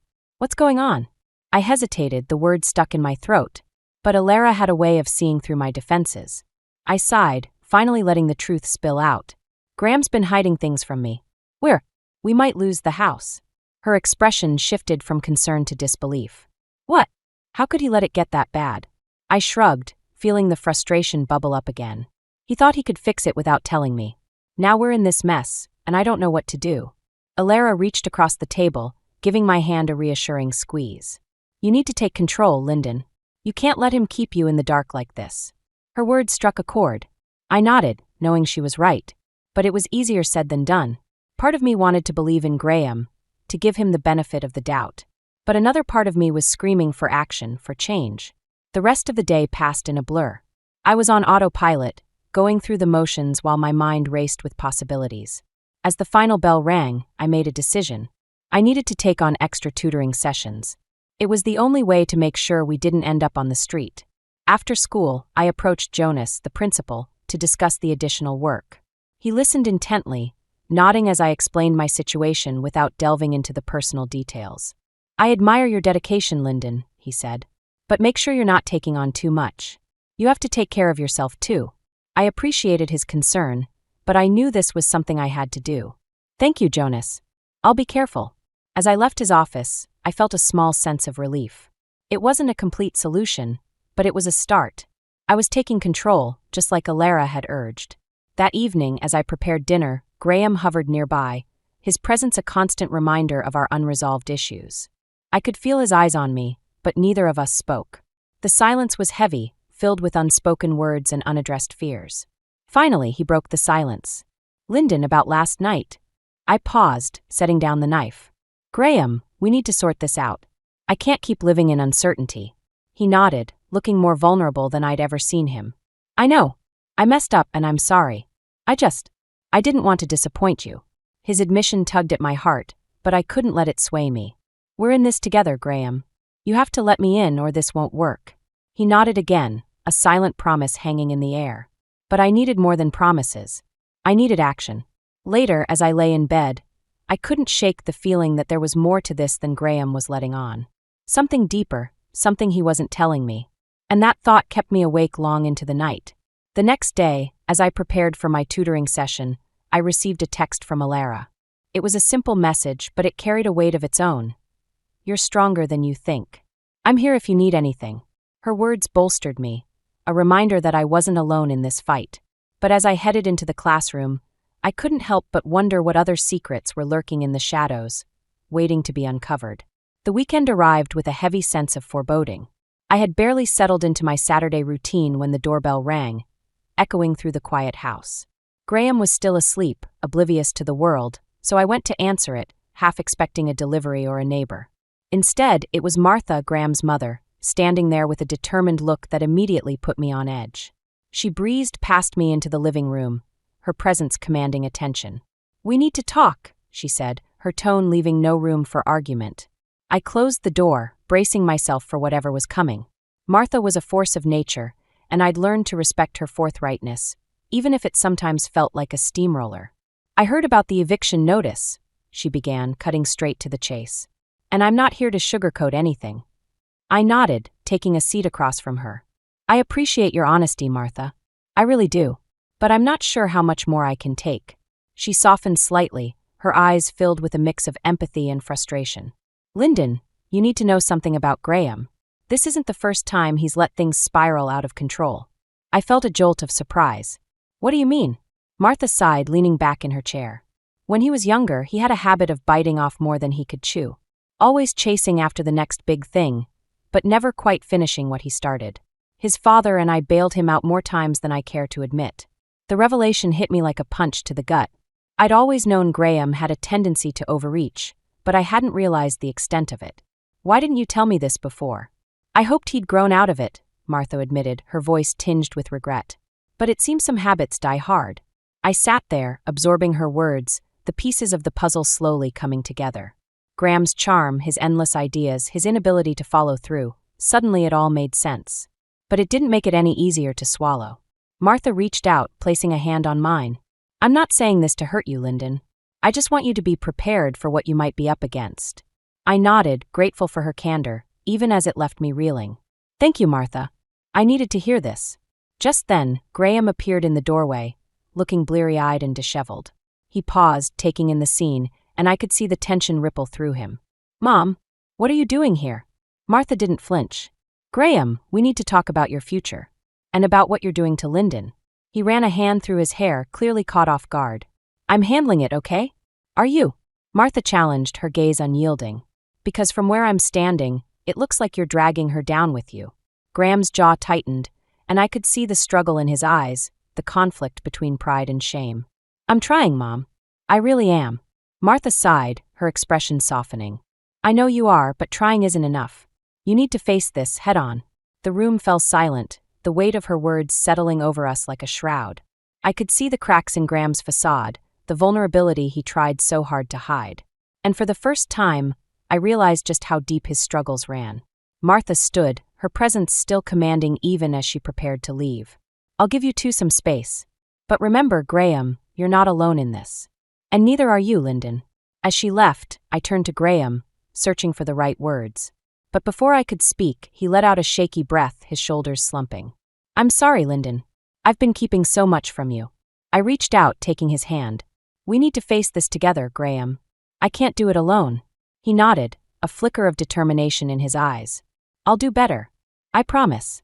But even as he said it, I couldn't shake the feeling that there was more to uncover, more secrets lurking beneath the surface.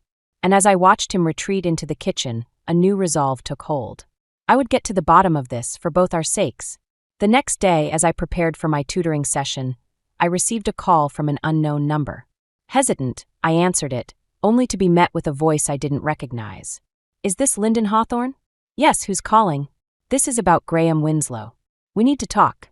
The line went dead, leaving me with a chilling sense of foreboding. I had no idea who it was or what they wanted, but I knew one thing. The past was catching up to us, and it wasn't going to wait. The call from the unknown number lingered in my mind like a shadow. I tried to push it aside, focusing on my tutoring session, but the nagging feeling that something was about to unravel wouldn't leave me. As I worked through algebra problems with my student, my mind kept drifting back to the cryptic message. After the session ended, I found myself dialing the number back, my fingers moving almost of their own accord. I was met with a voicemail, and the words I'd rehearsed in my head vanished. "This is Lyndon Hawthorne. You called me earlier about Graham Winslow. Please call me back," I said, trying to keep my voice steady. The rest of the afternoon passed in a blur. I went through the motions, but my mind was elsewhere. Graham was out, supposedly meeting a client, but I couldn't shake the feeling that there was more to his absence than he let on. When he finally returned, I was in the kitchen, pretending to be engrossed in making dinner. He walked in, offering a casual "hey," as if everything was perfectly normal. But I could sense the tension in his posture, the way he avoided looking directly at me. "How was your meeting?" I asked, trying to sound nonchalant. "It was fine," he replied, his tone clipped. Just the usual stuff. I nodded, stirring the pot on the stove. I got a strange call today. Someone asking about you. He froze just for a moment before recovering. Oh, what did they say? Not much. Just that they needed to talk about you. I watched him carefully, noting the slight twitch in his jaw. Probably just a telemarketer or something, he said too quickly. Maybe, I agreed, though I didn't believe it for a second. The air between us was thick with unspoken words, and I could feel the distance widening. That night, as I lay in bed, sleep eluded me.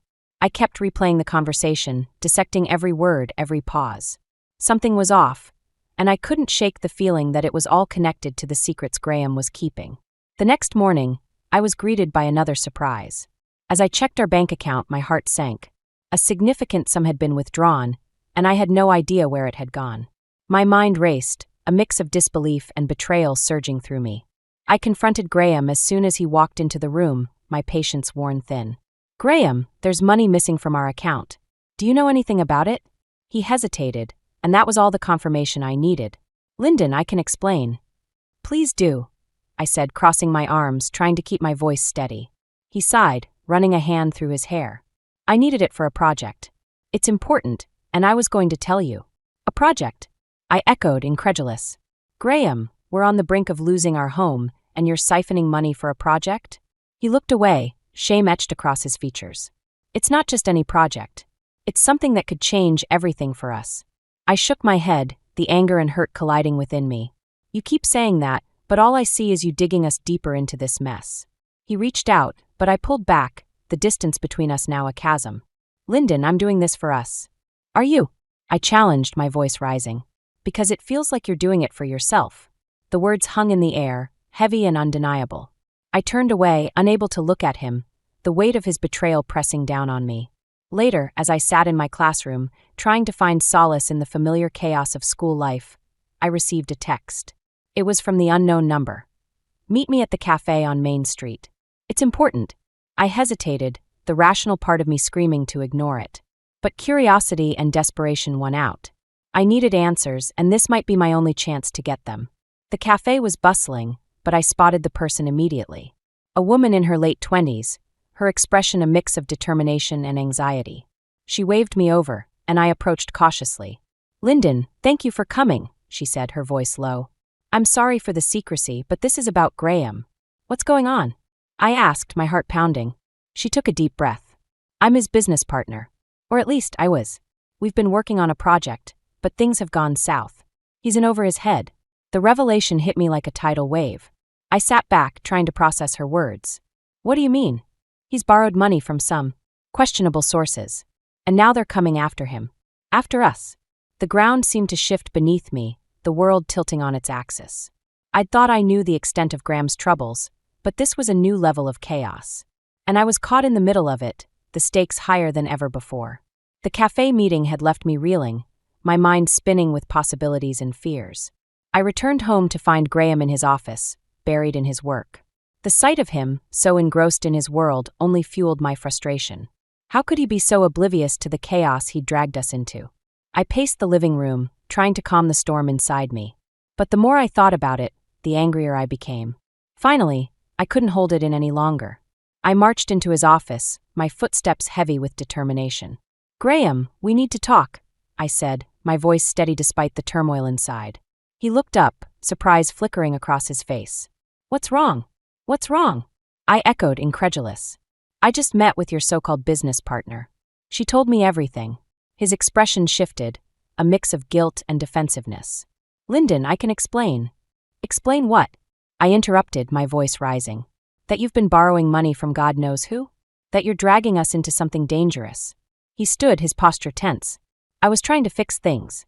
I thought this project could be our way out. Our way out. I repeated, the words bitter on my tongue.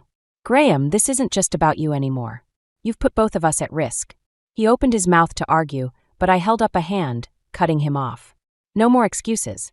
No more secrets. I need to know everything, right now. He hesitated, and I could see the conflict in his eyes. But finally he relented. All right. I borrowed money from a group. They're not exactly legitimate, but I thought I could pay them back once the project took off. And what if it doesn't? I pressed, the fear and anger bubbling over. What happens to us then? I'll figure it out, he said, but his voice lacked conviction. I shook my head, the weight of his words pressing down on me. Graham, this isn't just about you anymore. I can't keep living like this, waiting for the next disaster. He reached out, desperation in his eyes. Lyndon, please. I'm doing this for us. Are you? I asked, my voice softening despite myself. Because right now it feels like you're doing it for yourself. He flinched, the truth of my words sinking in. But before he could respond, the doorbell rang, cutting through the tension like a knife. I went to answer it, my heart pounding. Standing on the doorstep was a man I didn't recognize, his expression unreadable. Lyndon Hawthorne? Yes, I replied, wary. He handed me an envelope, his gaze lingering on me for a moment before he turned and walked away. I closed the door, staring at the envelope in my hands, a sense of dread settling over me. Graham appeared beside me, his curiosity piqued. What is it? I don't know, I admitted, tearing open the envelope. Inside was a letter, the words scrawled hastily across the page. As I read, my heart sank. It was a warning, a thinly veiled threat from the people Graham had borrowed from. They wanted their money, and they weren't going to wait much longer. I handed the letter to Graham, watching as his face paled. This is serious, Graham. We're in over our heads. He nodded, his expression grim. I know. I'll fix it. But his words felt hollow, and I couldn't shake the feeling that things were spiraling out of control. I needed to make a decision, to take action before it was too late. That evening, as I sat alone in the living room, I thought about everything that had led us here. The lies, the secrets, the constant fear. I'd always believed in justice, in doing what was right. But now I wasn't so sure. I picked up my phone, dialing Alara's number. She answered on the second ring, her voice a balm to my frayed nerves. Lyndon, what's going on? I don't know what to do, Alara, I confessed, my voice breaking. I'm scared. She listened patiently, offering words of comfort and advice. You need to protect yourself, Lyndon. You can't let Graham's mistakes drag you down. Her words echoed in my mind long after we hung up, a reminder of the choices I had to make. I couldn't keep waiting for Graham to change. I had to take control, to protect myself and my future. As I lay in bed that night, I knew what I had to do.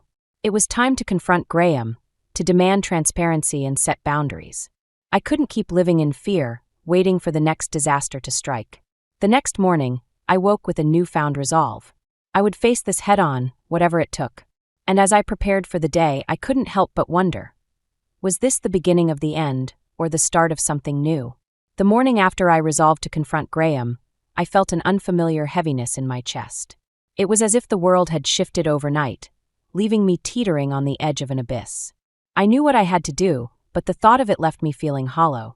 I found Graham in the kitchen, staring blankly at his coffee. He looked up as I entered, offering a tentative smile that didn't reach his eyes. Morning, he said, his voice strained. Morning, I replied, trying to keep my tone neutral. The tension between us was palpable, a silent acknowledgement of the storm brewing beneath the surface. I took a deep breath, steeling myself for what needed to be said. Graham, we need to talk about everything. The money, the threats, your plans. I need to know what's really going on. He sighed, setting his mug down with a soft clink. I told you I'm handling it. But you're not, I countered, frustration seeping into my voice. We're in over our heads, and I can't keep living like this. He looked away, his expression one of defeat. I just need more time. Time for what? I pressed, my patience wearing thin. To dig us deeper into this mess? He flinched, the truth of my words cutting through his defenses. I thought I could fix it before it got this bad.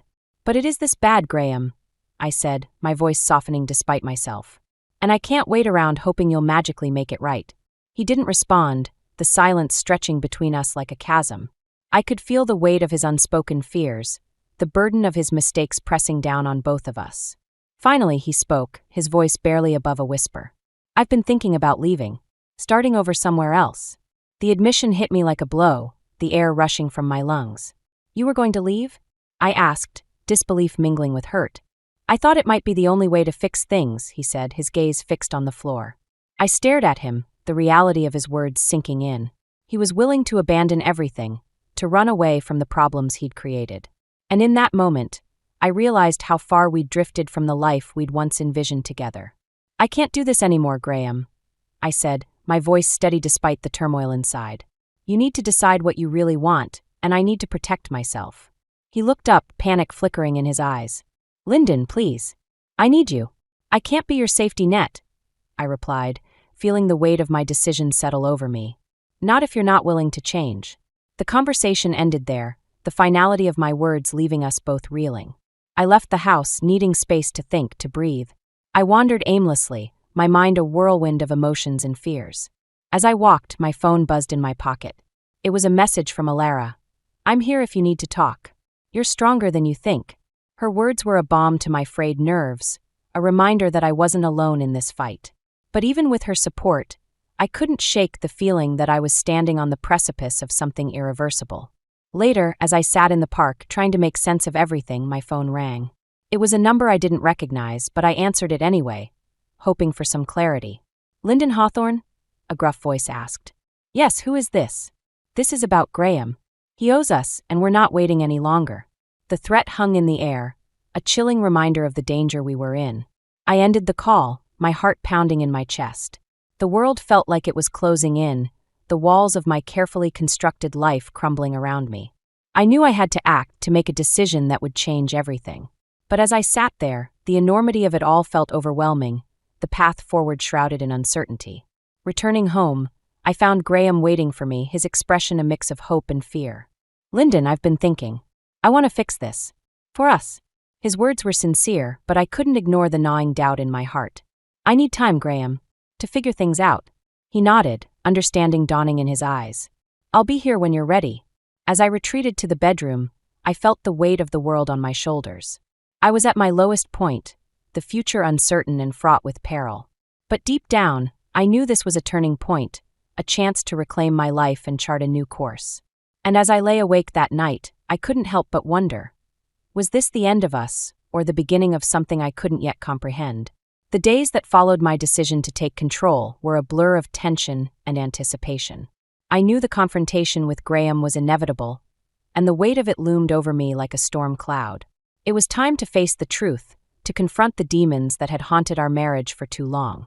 Graham and I hadn't spoken much since our last conversation, each of us retreating into our own worlds. But as the weekend approached, I knew it was time to address the elephant in the room.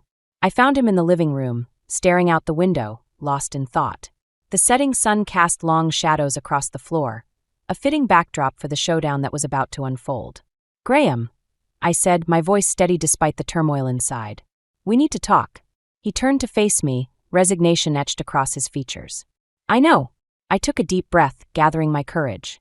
I can't keep living like this. The lies, the secrets, it's tearing us apart. He nodded, the sadness in his eyes mirroring my own. I've made a mess of things, Lyndon. I know that. I stepped closer, the distance between us both physical and metaphorical. Why didn't you trust me? We could have faced this together. He looked away, guilt and regret warring within him. I was scared of failing, of losing everything. But you already have, I said, the words hanging heavy in the air. You've lost me, Graham. His head snapped up, panic flickering in his eyes. Lyndon, please. I can change. I'll do whatever it takes. I shook my head, the decision already made. You need to do this for yourself, not for me. I can't be your reason. You have to want it for you. He opened his mouth to argue, but I held up a hand, cutting him off. I'm leaving, Graham. I need to find myself again, to figure out who I am without all of this. The silence that followed was deafening, the weight of my words settling over us like a shroud. I could see the realization dawning in his eyes, the understanding that this was the end of us as we knew it. Just then, the door swung open and Martha stepped in, her presence commanding as ever. She took in the scene, her eyes flicking between us with a knowing gaze. Lyndon, Graham, she said, her voice firm. It's time for some tough love. Graham looked at her, confusion and fear mingling in his expression. Mom, what are you doing here? I'm here to make sure you face the consequences of your actions, she replied, her tone leaving no room for argument. I've decided to disinherit you, Graham, unless you change your ways. His eyes widened, shock and betrayal flashing across his face. You can't be serious. I am, Martha said, her gaze unwavering. I love you, but you need to grow up. Lyndon deserves better, and so do you. The room fell silent, the gravity of her words sinking in. I watched as Graham processed the ultimatum, the reality of his situation finally hitting home. He turned to me, desperation in his eyes. Lyndon, I shook my head, cutting him off. This isn't about me, Graham. It's about you. You need to figure out who you are and what you want. He nodded, the fight leaving him. I understand. Martha stepped forward, placing a hand on his shoulder. We're here for you, Graham. But you have to take the first step. As I watched the exchange, I felt a strange sense of peace settle over me. This was the closure I needed, the end of a chapter that had been filled with pain and uncertainty. I knew it wouldn't be easy, but it was the right decision. I turned to leave, pausing at the door to look back at Graham one last time. Take care of yourself, Graham. He nodded, tears glistening in his eyes. You too, Lyndon. And with that, I stepped out into the cool evening air, the weight of the past finally lifting from my shoulders. I didn't know what the future held, but for the first time in a long time, I felt free. As I walked away, I couldn't help but reflect on the journey that had brought me here. The themes of justice and revenge had been tested, but in the end, it was about finding peace within myself. And that, I realized, was the greatest victory of all. Moving into my new apartment felt like stepping into a new chapter of my life. The space was small but filled with light, a stark contrast to the shadows I'd left behind. I spent the first few days unpacking and arranging things just the way I liked, each box emptied feeling like a weight lifting from my shoulders. Alara came over on a Saturday afternoon, armed with a bottle of wine and a pizza. To new beginnings, she toasted, her smile warm and reassuring. To new beginnings, I echoed, clinking my glass against hers. The wine was crisp and refreshing, a reminder that life could still hold moments of joy and simplicity. We spent the afternoon talking and laughing, the conversation flowing easily. I found myself opening up about everything that had happened, the words spilling out like a release. Alara listened, offering support and understanding, her presence a balm to my frayed nerves. You've come a long way, Lyndon, she said, her voice filled with pride. I'm so proud of you. Thank you, I replied, feeling the truth of her words settle over me. It hadn't been easy, but I'd made it through, stronger and more resilient than before. As the evening wore on, we moved to the balcony, the city lights twinkling in the distance. I felt a sense of peace, the chaos of the past few months finally fading into the background. Do you ever think about what comes next? Alara asked, her gaze thoughtful.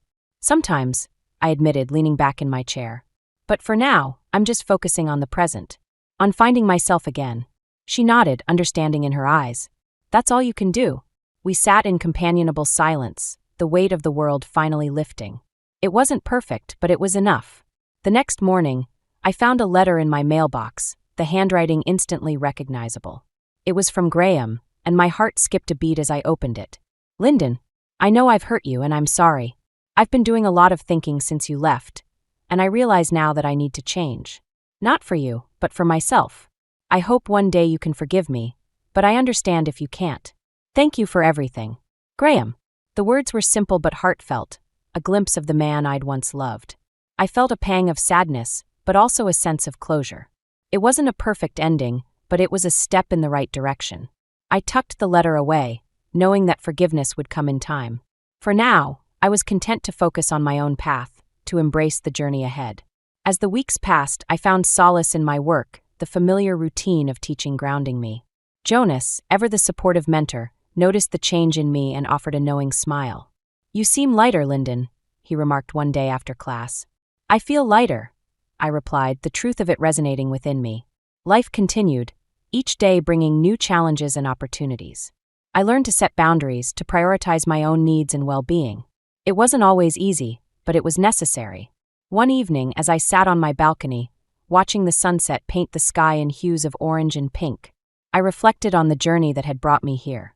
The themes of justice and protection had been tested, but in the end, it was about finding peace within myself. I knew that some questions would remain unanswered, that life was rarely neat and tidy.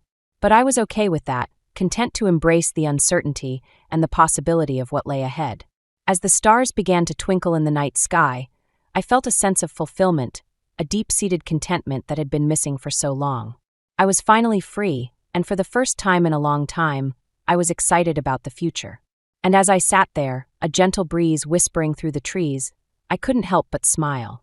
This was my story, and I was ready to write the next chapter, whatever it might hold.